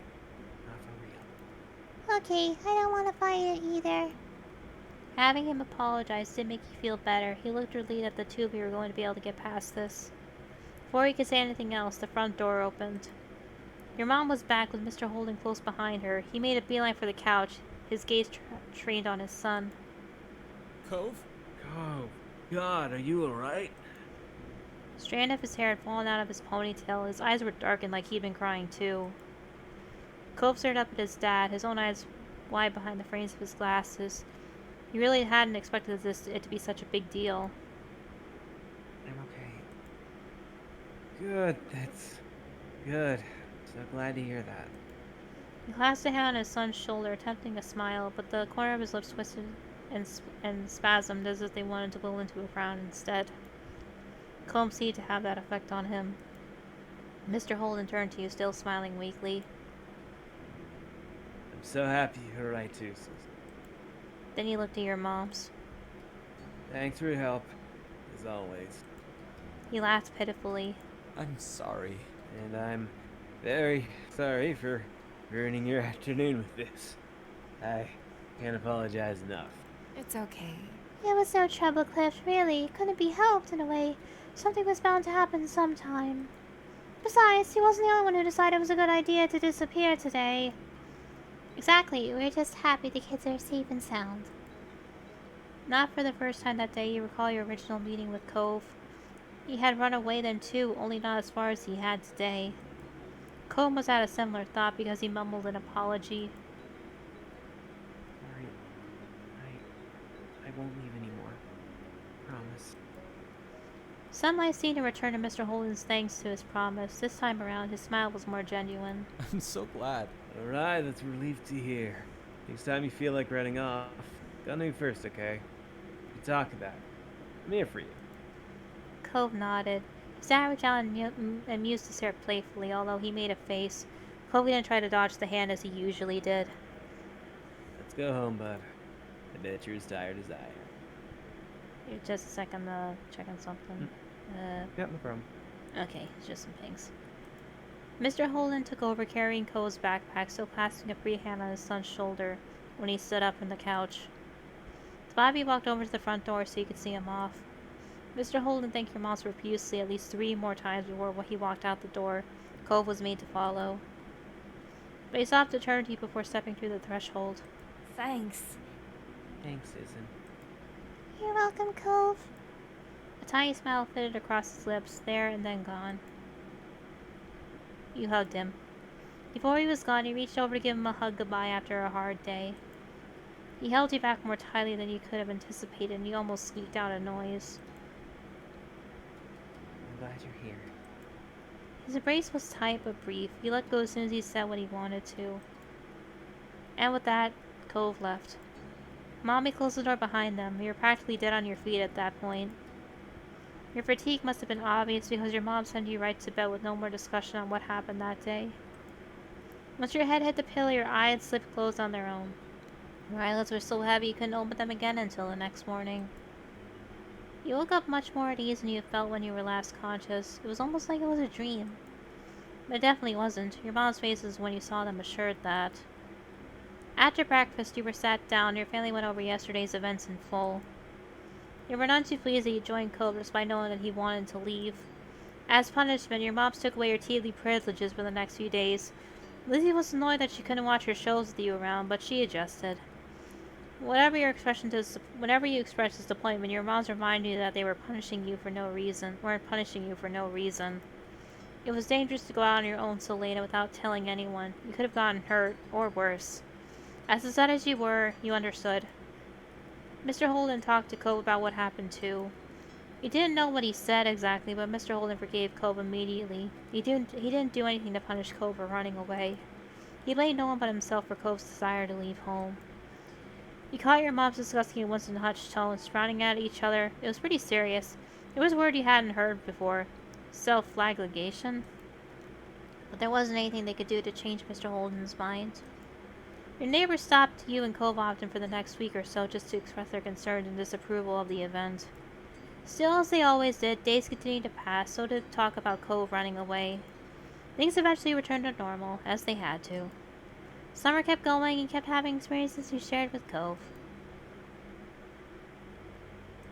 Listen, all I'm saying is that it's kind of ridiculous to punish the kid, considering he's already suffering and would know this lesson that trauma kind of teaches you. Or something like that. I guess that just leaves the last one. Yep, that last one and then the end of summer thing, and then we'll probably end it there because we've been talking for a bit. Okay, yeah, it looks like Eloise also just started streaming. Yeah, I know. I'll see who's online and we'll see if we want to raid anybody. Yeah, no I problem. always raid, but we'll see who's on. Okay. Okay. Alright, kids, we're done with dinner. Come to the table. Your stomach grumbled right on time, as if you heard your mom's words. You altered your game and looked over. Mom was almost done setting the table. She was walking around the mahogany wood in the process of putting down cutlery. Mommy was still in the kitchen, humming under her breath as she turned on the stove and put empty pots in the sink to wash. From beside you, Lizzie stirred, uncrossing her legs and standing up. She stretched her arms above her head. Finally, I'm ready to eat.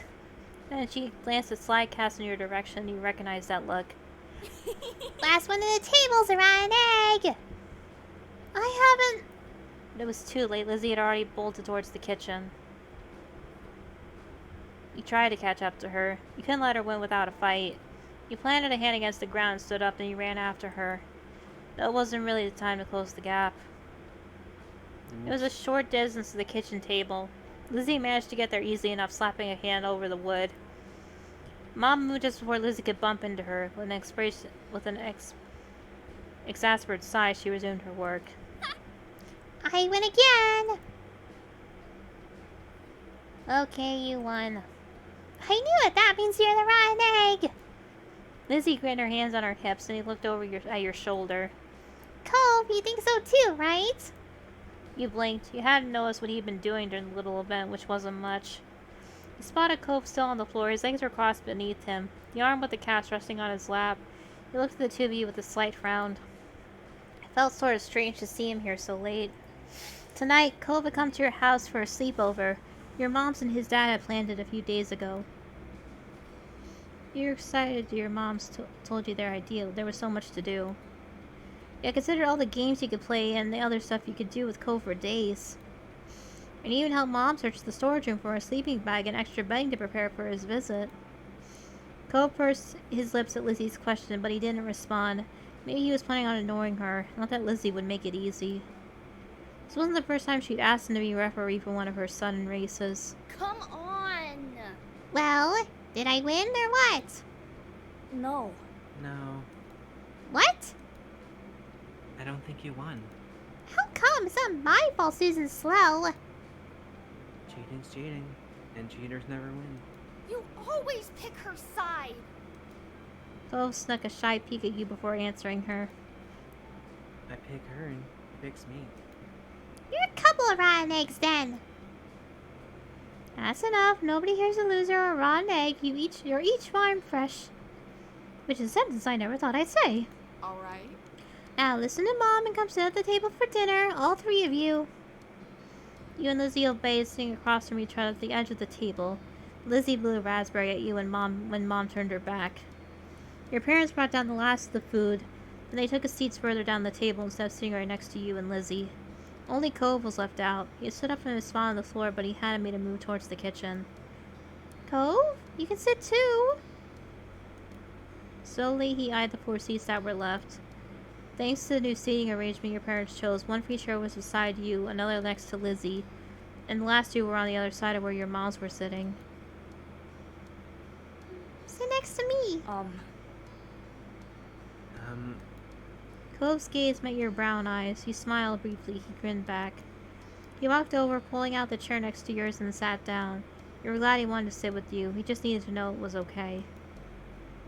Now that everyone was situated, Mommy began to pass out the plates. Okay. Dig in, kids. I cooked a little bit of everything for dinner tonight. Be sure not to avoid all of the veggies. Ugh. Yes, Mom. Each person at the table served themselves, except for one. Cove hesitated again. He fidgeted with his hands slammed on the top of his knees. He didn't seem very comfortable doing stuff in someone else's house. One dish seemed to have his eye at least. That's pineapple chicken. Wanna try some? Not really. Sorry. By then, your moms had noticed that Cove still had nothing on his plate as well. Do you not like any of the food, honey? Well, Maybe he hasn't tried Hawaiian food before. He hasn't? He hasn't? Wow. Please don't talk with your mouth full, Lizzie. Lizzie swallowed the bite she was eating, then she spoke again. You should try it now. She turned to Cove dramatically. Unless you want to shrink, that's what happens if you miss a meal. Elizabeth, that's not true. You know that. Cove squirmed under all the attention. He fidgeted with a fork between his fingers. I've had some things, just not any of this. Oh, shoot. Oh shoot, I should have asked your dad what your favorite foods were. It's alright, Lonnie. Maybe you'll find a new favorite today. You weren't so sure about that. Cove didn't look like he was going to be trying the food anytime soon. Manipulation. Give me your plate. Cove was a little confused by your request, but he handed it to you anyway. You took the plate from him and piled only the best food on it. He watched you work intently, his good hand shoved underneath his leg.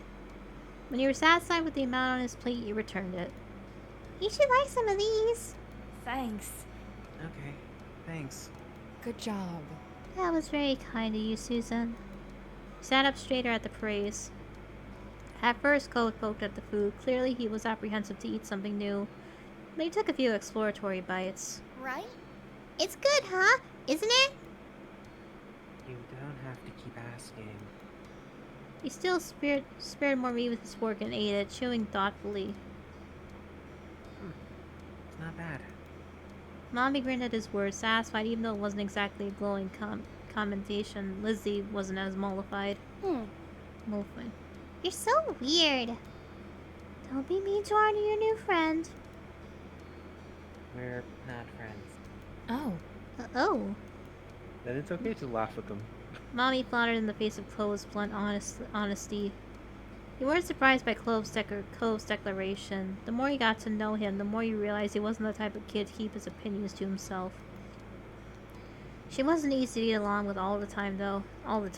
Cove didn't make it much of an effort either. At least the two of you were definitely friends. You knew that without a doubt. The way he felt about Lizzie didn't change it. When you gave Cove a look, he returned a small smile, confirming your thoughts. Your mommy looked at Mom and only got a shrug. No. Elizabeth, don't call someone weird. There's no such thing as weird person and a non-weird person. They're just different perspectives. It's not a nice thing to say to anyone, but Pam. Mommy tried to whisper exclusively to Mom. Her attempt made it audible over the sounds of clanking silverware meant when you caught the quiet words anyway. They're not friends, he said so. As parents, we can only try and sometimes we fail. Not all kids will be thick as thieves. Now less talking and more eating, kids. You need to clean up and start winding down for bed soon. But Mom! No buts. We talked about this. Your bedtime will move back in a few years, but for now, you don't get to stay up late. Lizzie sulked, muttering under her breath about how it wasn't right. You stayed quiet and finished your meal. It was good food and you were pretty content to just keep eating. That's the idea. Good job, Susan. Everyone else get to it. The rest of dinner passed by uneventfully. Cove was silent for most of it, even when you nudged him and tried to get him to talk. All too soon, the table was cleared, the games in the living room were put away, and you were all steered to your bedrooms. Mom finished tucking you in and kissed your brow just as Mommy poked in her head in the room. All ready for lights off, you two? You were lying comfortably in your bed, the blanket hiked up under your armpits. You could kick it off later if it got too hot. Mom had set up the sleeping bag on the floor for Cove, just beside your bed. He had already wiggled inside. You nodded for the both of you in response to Mommy's question. Good night. Perfect. I'll go say goodnight to Lizzie then. Mom tweaked your nose, chuckled when you squawked in annoyance, and left. Mommy took her place sitting on the edge of your bed. Sweet dreams. Sweet dreams, sweetie. She pressed a soft kiss on your forehead. You giggled as strands of her hair fell forward and tickled you. Mommy smiled out affectionately at you, then moved her attention to Cove, who watched from his spot on the floor. Do you need anything before falling asleep, honey? What does your dad do? Sometimes he picks me up and lifts me really high. And he shakes his hand like he's gonna let go, but catches me again. Keeps doing that until sometimes he does drop me on my bed. Or other times he lures me down and we pretend like I'm crashing. Cove became pretty excited when we talked about the nightly ritual he and his dad shared. He seemed to realize how animated he was and bashfully quieted. But I don't want to do that here. Aww. Aw, how fun. Though I think you're right that it might not be a good idea to do that tonight. The sleeping bag might not be a soft enough landing. Mm-hmm. If there's anything you need, you can always ask me or Susan's other mom. But I'm the nicer one, just don't tell her that. She laughed naturally and stood up. Take care. Sleep well, Cove. Night. Leaning against the door jamb, she rested a hand on the light switch and looked at you. Good night. Sleep tight. Don't let the bed bugs bite. With a last smile, Mommy turned off the lights and stepped out, closing the bedroom door behind her. You listened to her footsteps fade as she walked down the hallway. But even as the sound vanished, your eyes stayed open. It was so exciting to have Cove spending the night. Cove, Yeah. I'm glad we're friends. Oh, thanks. Me too. You started when Cove sighed deeply. You turned your head to look in the direction. In the dark, you only see a faint outline of a lump under the covers. Cove,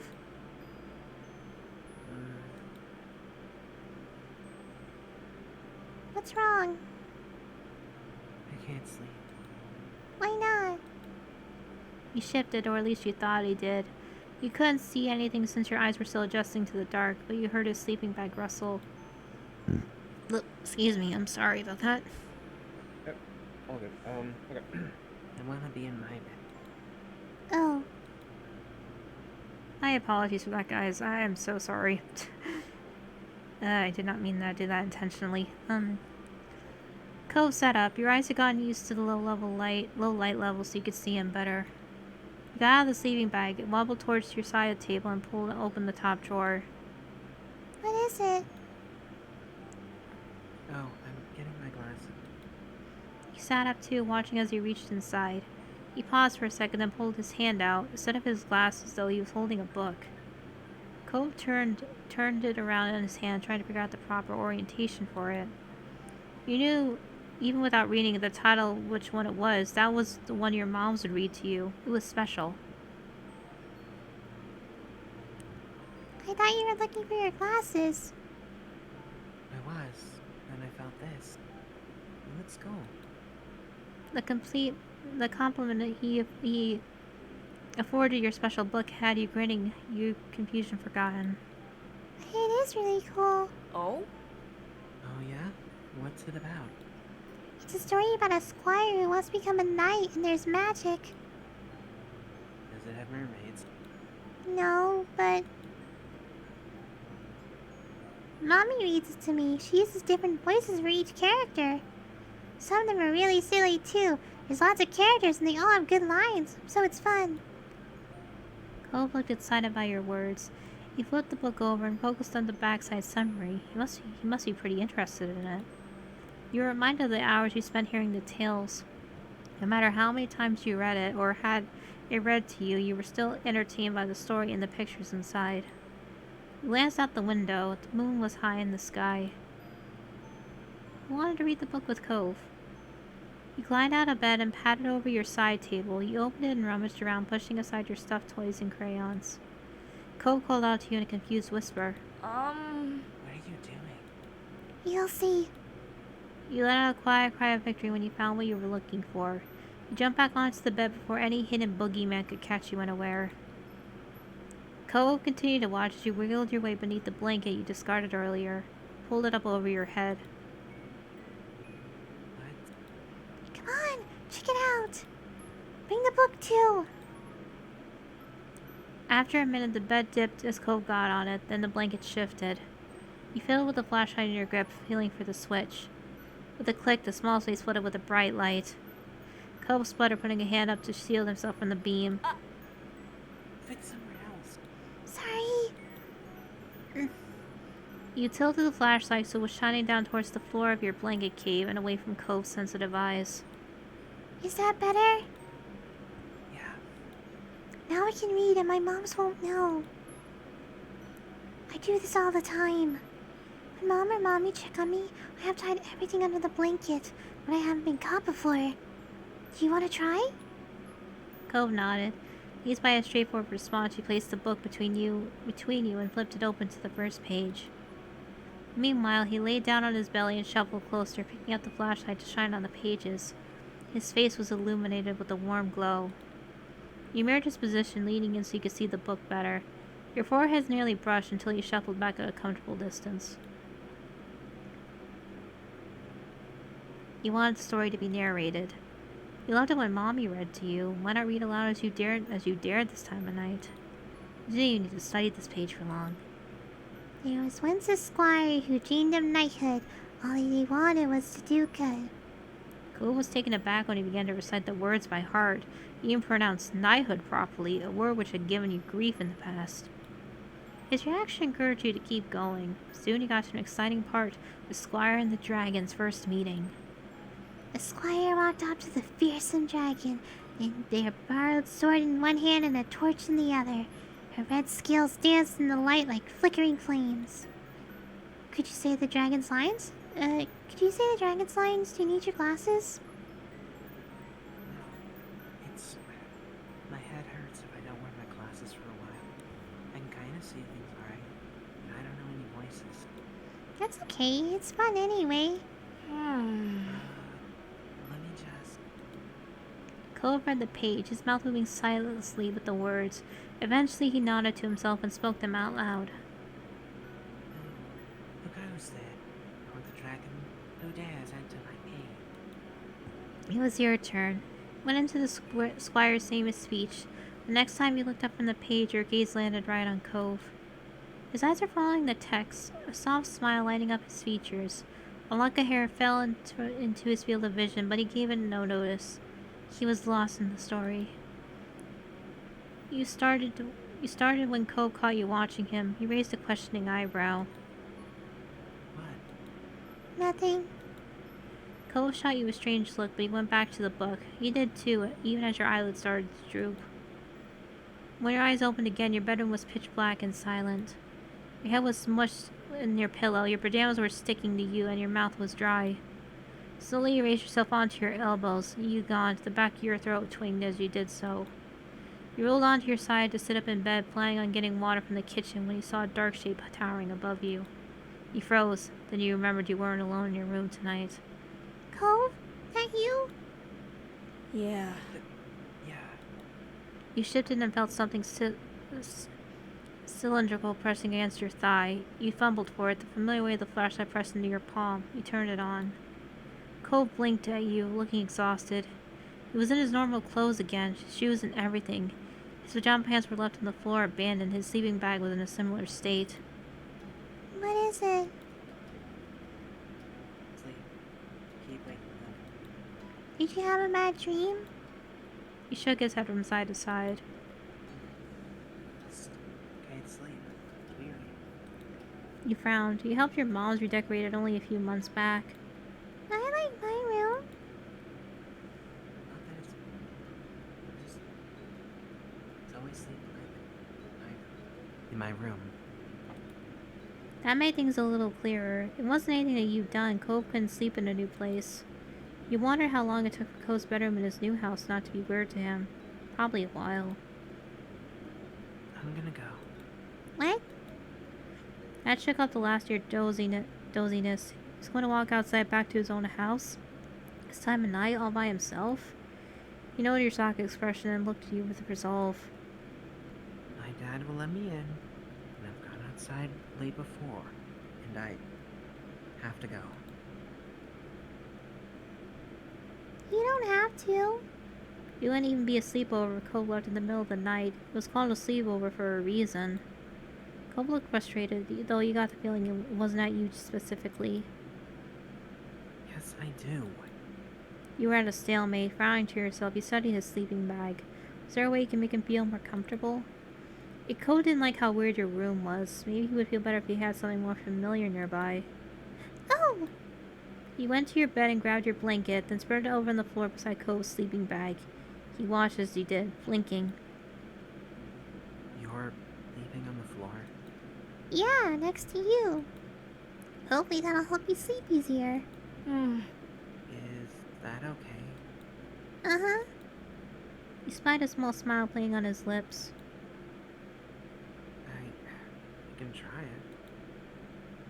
But if it doesn't work, I want to go home still. I get it. You grabbed your pillow and a few plush toys for good measures as Cole picked up his pajama bombs and then set them aside. You tossed the items in your hands onto the blanket, completing your task. The two of you stood and looked down at your handiwork. Are you gonna change into your pajamas? No, I can sleep in this. There wasn't anything else to say. In unison, you both lay down side by side, Cole putting his glasses aside and got into his sleeping bag. You made yourself as comfortable as you could wrapped in the fuzzy blanket. The floor was hard and unforgiving against your back. Excuse me. Yep, no problem.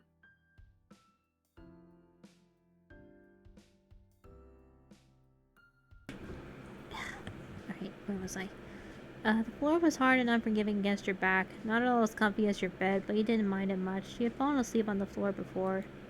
What matter was if it helped. You swiveled your head to observe him. Is it better? He poked the top of his face out of the sleeping bag and mumbled bashfully. I don't know. I have to sleep first. I can't tell if I can now. You couldn't help but be disappointed by the answer. Promise to wake me up if you want to go. Hope looked confused by the request, but he nodded anyway. Okay. Sure. He smiled. At least he wouldn't disappear without you knowing. You settled in your bed on the ground, closing your eyes and waiting for sleep to come. You wanted to give Gob a chance to get comfortable. Surprisingly, he decided to keep talking. This was my first sleepover. Is a gas? You open your eyes to see him staring up at the ceiling. You see foam hair spread out across his head like he'd just gotten shocked. Really? I've had sleepovers before. Sometimes I'll go to friends' houses. Shiloh slept over a few times too, and other stuff. Cole remained quiet, the silence stretched between you, but it didn't feel awkward right now. You didn't feel the need to break it immediately. How was it? Or is it? It's not bad. I liked reading your book. You did? I kinda thought you weren't having fun. You didn't really say anything wrong when you were eating. I didn't know what to say. Oh. Now you were the one who didn't know what to say. You just laid there and so did Cove for what felt like a long time. Hey, Cove? There was no answer. You leaned on your elbow to see Cove's eyes close. His lashes fanned over the apples of his cheeks. His chest raised and lowered with every inhale and exhale. He was fast asleep. You smiled to yourself. Good night.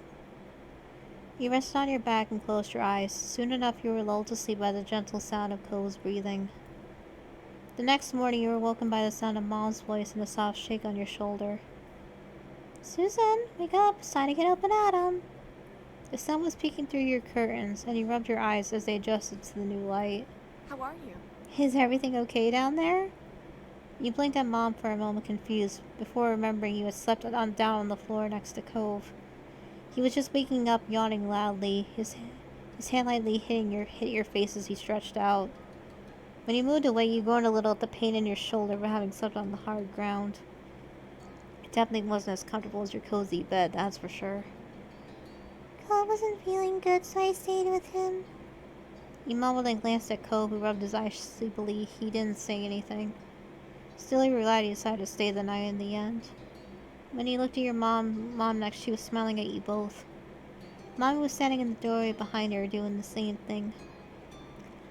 Alright, kids, we'll be downstairs making breakfast. Don't take too long coming down. She said something to Mommy on her way out that made the two of them giggle. Did you sleep okay? You stood up and stretched your legs, watching Cove fumble with the bedside drawer and pulled out his glasses. I think so. You had been able to relax and it was just the two of you in the night. Now that a new day had come, you gave the impression of feeling out of place again. But the smile on his face had a gentle light. Thanks. Oh, okay. I guess the mic cut out. Thanks, Susan. You're welcome. Even if he couldn't be a perfect time, it was worth it.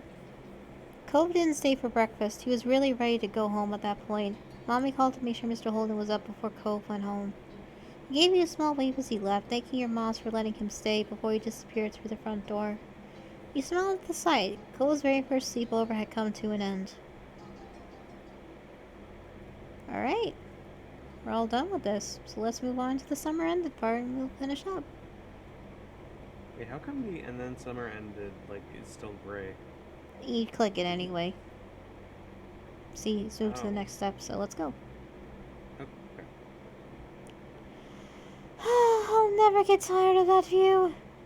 You stood beside your moms, Lizzie, and Cove as the five of you watched the sun dip into the ocean somewhere far, far away. You would like to imagine it cooling off in the water, resting itself before getting ready to shine brightly again tomorrow. That was a fun day. I didn't know they had magicians on the shopping street now. Neither did I. Oh no, we are so dull. Let's go out more. You didn't do real magic, Mom. How did you figure that one out? Duh. 'Cause I know. That's not what real magic looks like.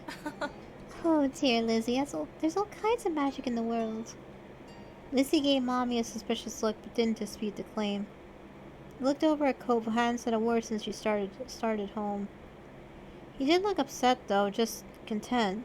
You were aware he still hadn't quite warmed up to your parents. Well, we can't sit out here all night. Time to hurry home and get cooking. Who's helping with dinner? Lizzie immediately let out a groan. Ugh. Mom, summer's almost over.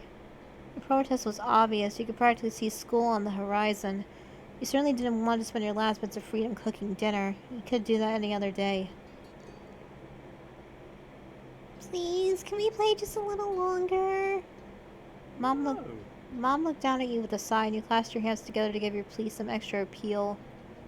We'll help with dinner tomorrow. You immediately nodded in agreement with a very clever offering, shifting closer to Lizzie's since your parents can't possibly resist the power of you two combined. Please. Soon we'll have a homework and reading to do. We can't do work now. Lizzie made her pause and then stomped her foot into the ground. You murmured her feelings that would add something to the argument. Well... No. Oh, come on, Pam. I can help you with dinner. Mommy leaned in for a hug, and you knew that you were very close to victory. Okay. Alright. But as soon as dinner's ready, you lot are coming inside. Understood? Yes, Mom. Yes, Mom. Cove, dear, you're welcome to join us as well. You grinned at Cove and nudged his arm with your elbow. Cove gave a non-committal stroke to your mommy, which you took as an agreement. So much to do, so little time. Maybe I could get the seashell bracelet, the ties and trinkets. Ooh, or maybe the playground, or the fireworks will probably be coming out, right? Don't I get a say in this?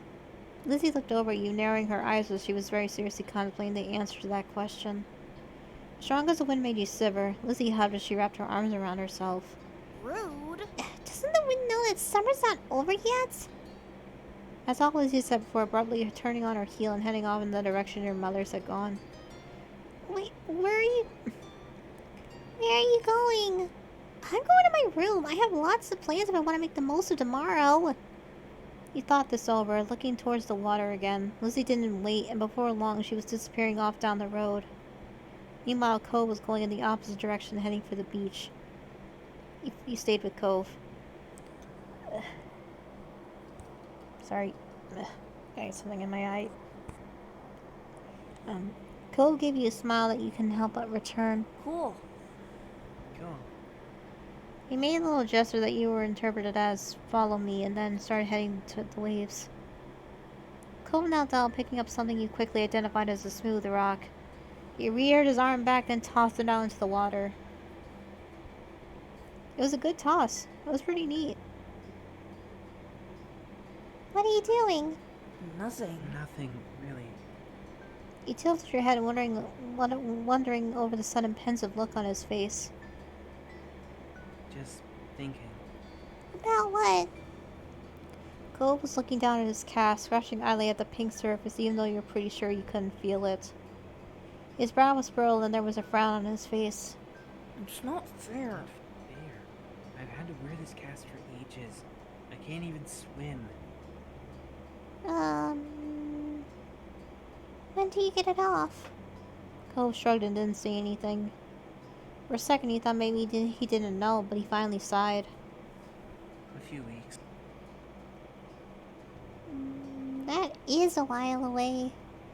You hoped the coming weeks flew by for Cove. It was clear how badly he wanted it off. Cole let out a huff, plopping down into the sand. Can't believe summer's almost over. You sat down next to him and nodded in agreement, regardless of the sudden topic change. I don't want to go to school. I mean, I would. I want to go to a new school. I think it'll be the same school as you and Lizzie.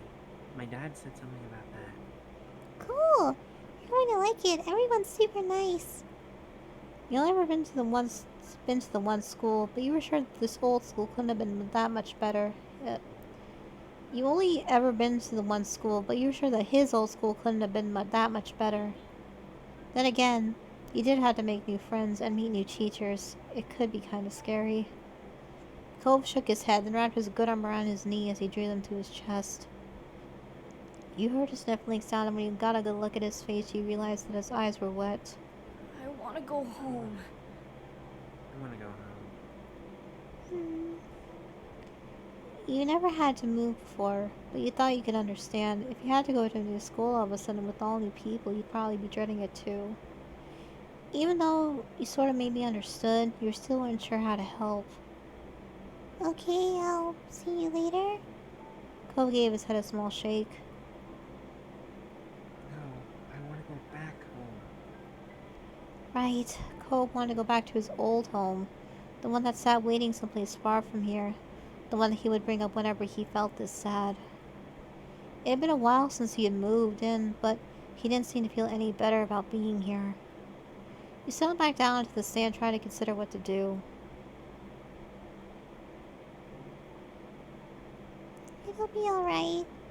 Sometimes when you were sad about something, your mom said that to you. In the moment, you thought it could possibly be alright because Sir Stuffalot lost his arm or skinned your knee.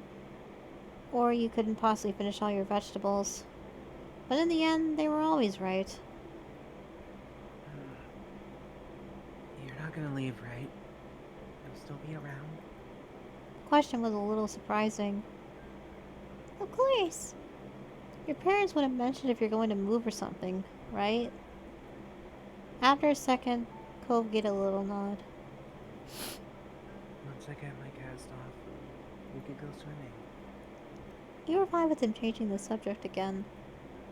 Yeah, that would be fun. Cove smiled and looked back to the waves. My dad keeps saying I'll get used to everything eventually, and I feel better then. It used to make me angry. I didn't want to get used to everything. He spared a glance over at Cove and saw the anger had slipped off his face in favor of something almost puzzled. But maybe that would be okay after all. As long as I really do feel it. I can't see it. You could remember a long time ago when you first started going to school.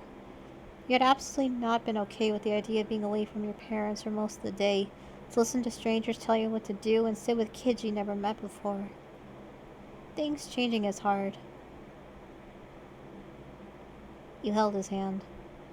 You're not quite sure what you had to say, so instead you reached out and take a hold of Cove's hand. The one closest to you is the one in his cast, so you made sure you were very gentle. As you watched, Cove's eyes got a little misty once more. You thought the feeling that they were different tears than the ones before, though.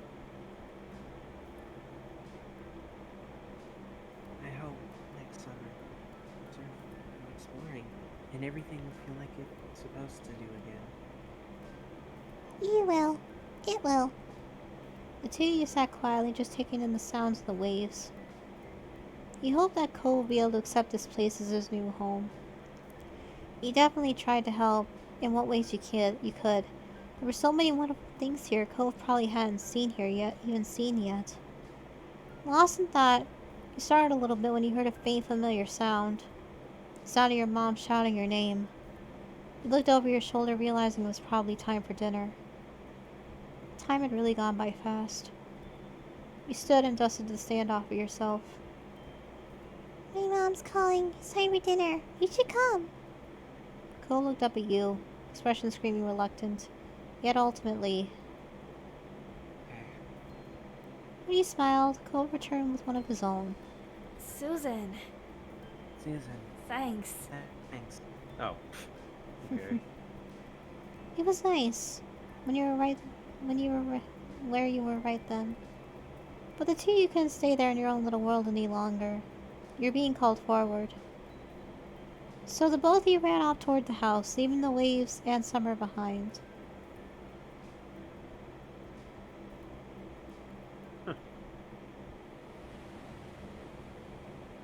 Full Metal Alchemist. Wait.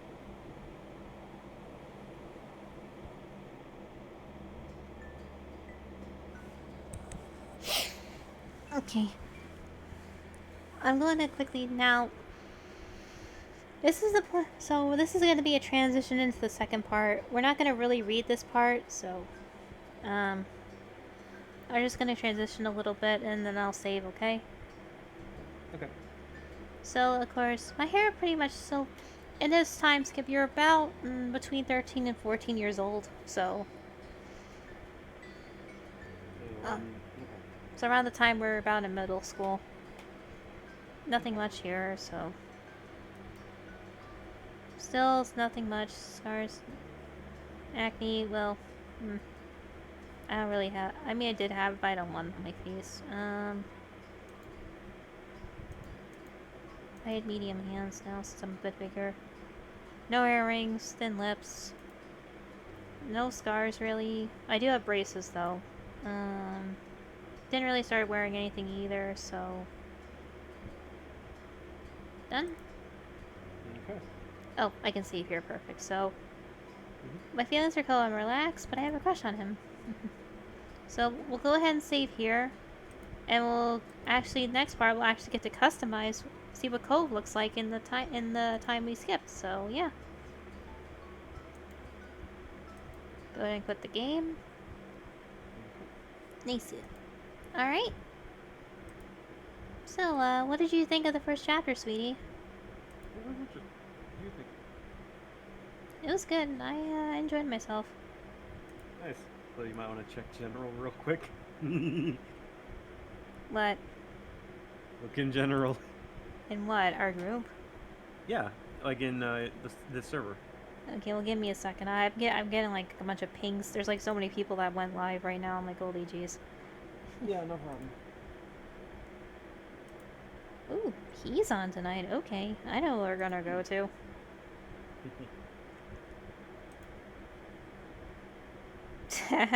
Very funny. You're silly. Okay. So, yeah. So, thank you everybody for joining us today. As always, very much appreciate it. We're still gonna raid? Yes. I'm going to send you guys over to Zenlight. He's live right now with some Minecraft. If you guys don't know Zenlight, he is a wonderful VTuber. He is a wonderful singer. Absolutely adore him. I got the privilege of talking with him a few times. Very kind. Very nice to me too. So, if you guys are interested, let me get the raid messages out. I think he might be doing some sort of Minecraft event though. I'm not 100% sure. But he's doing something soon with it. But, so yeah. If you guys want to join in the raid, there's the raid message. We're both sub and unsubbed. So yeah. Until next time, guys. I'm Susan, and from my boyfriend and I, thanks for watching. Bye. Take care.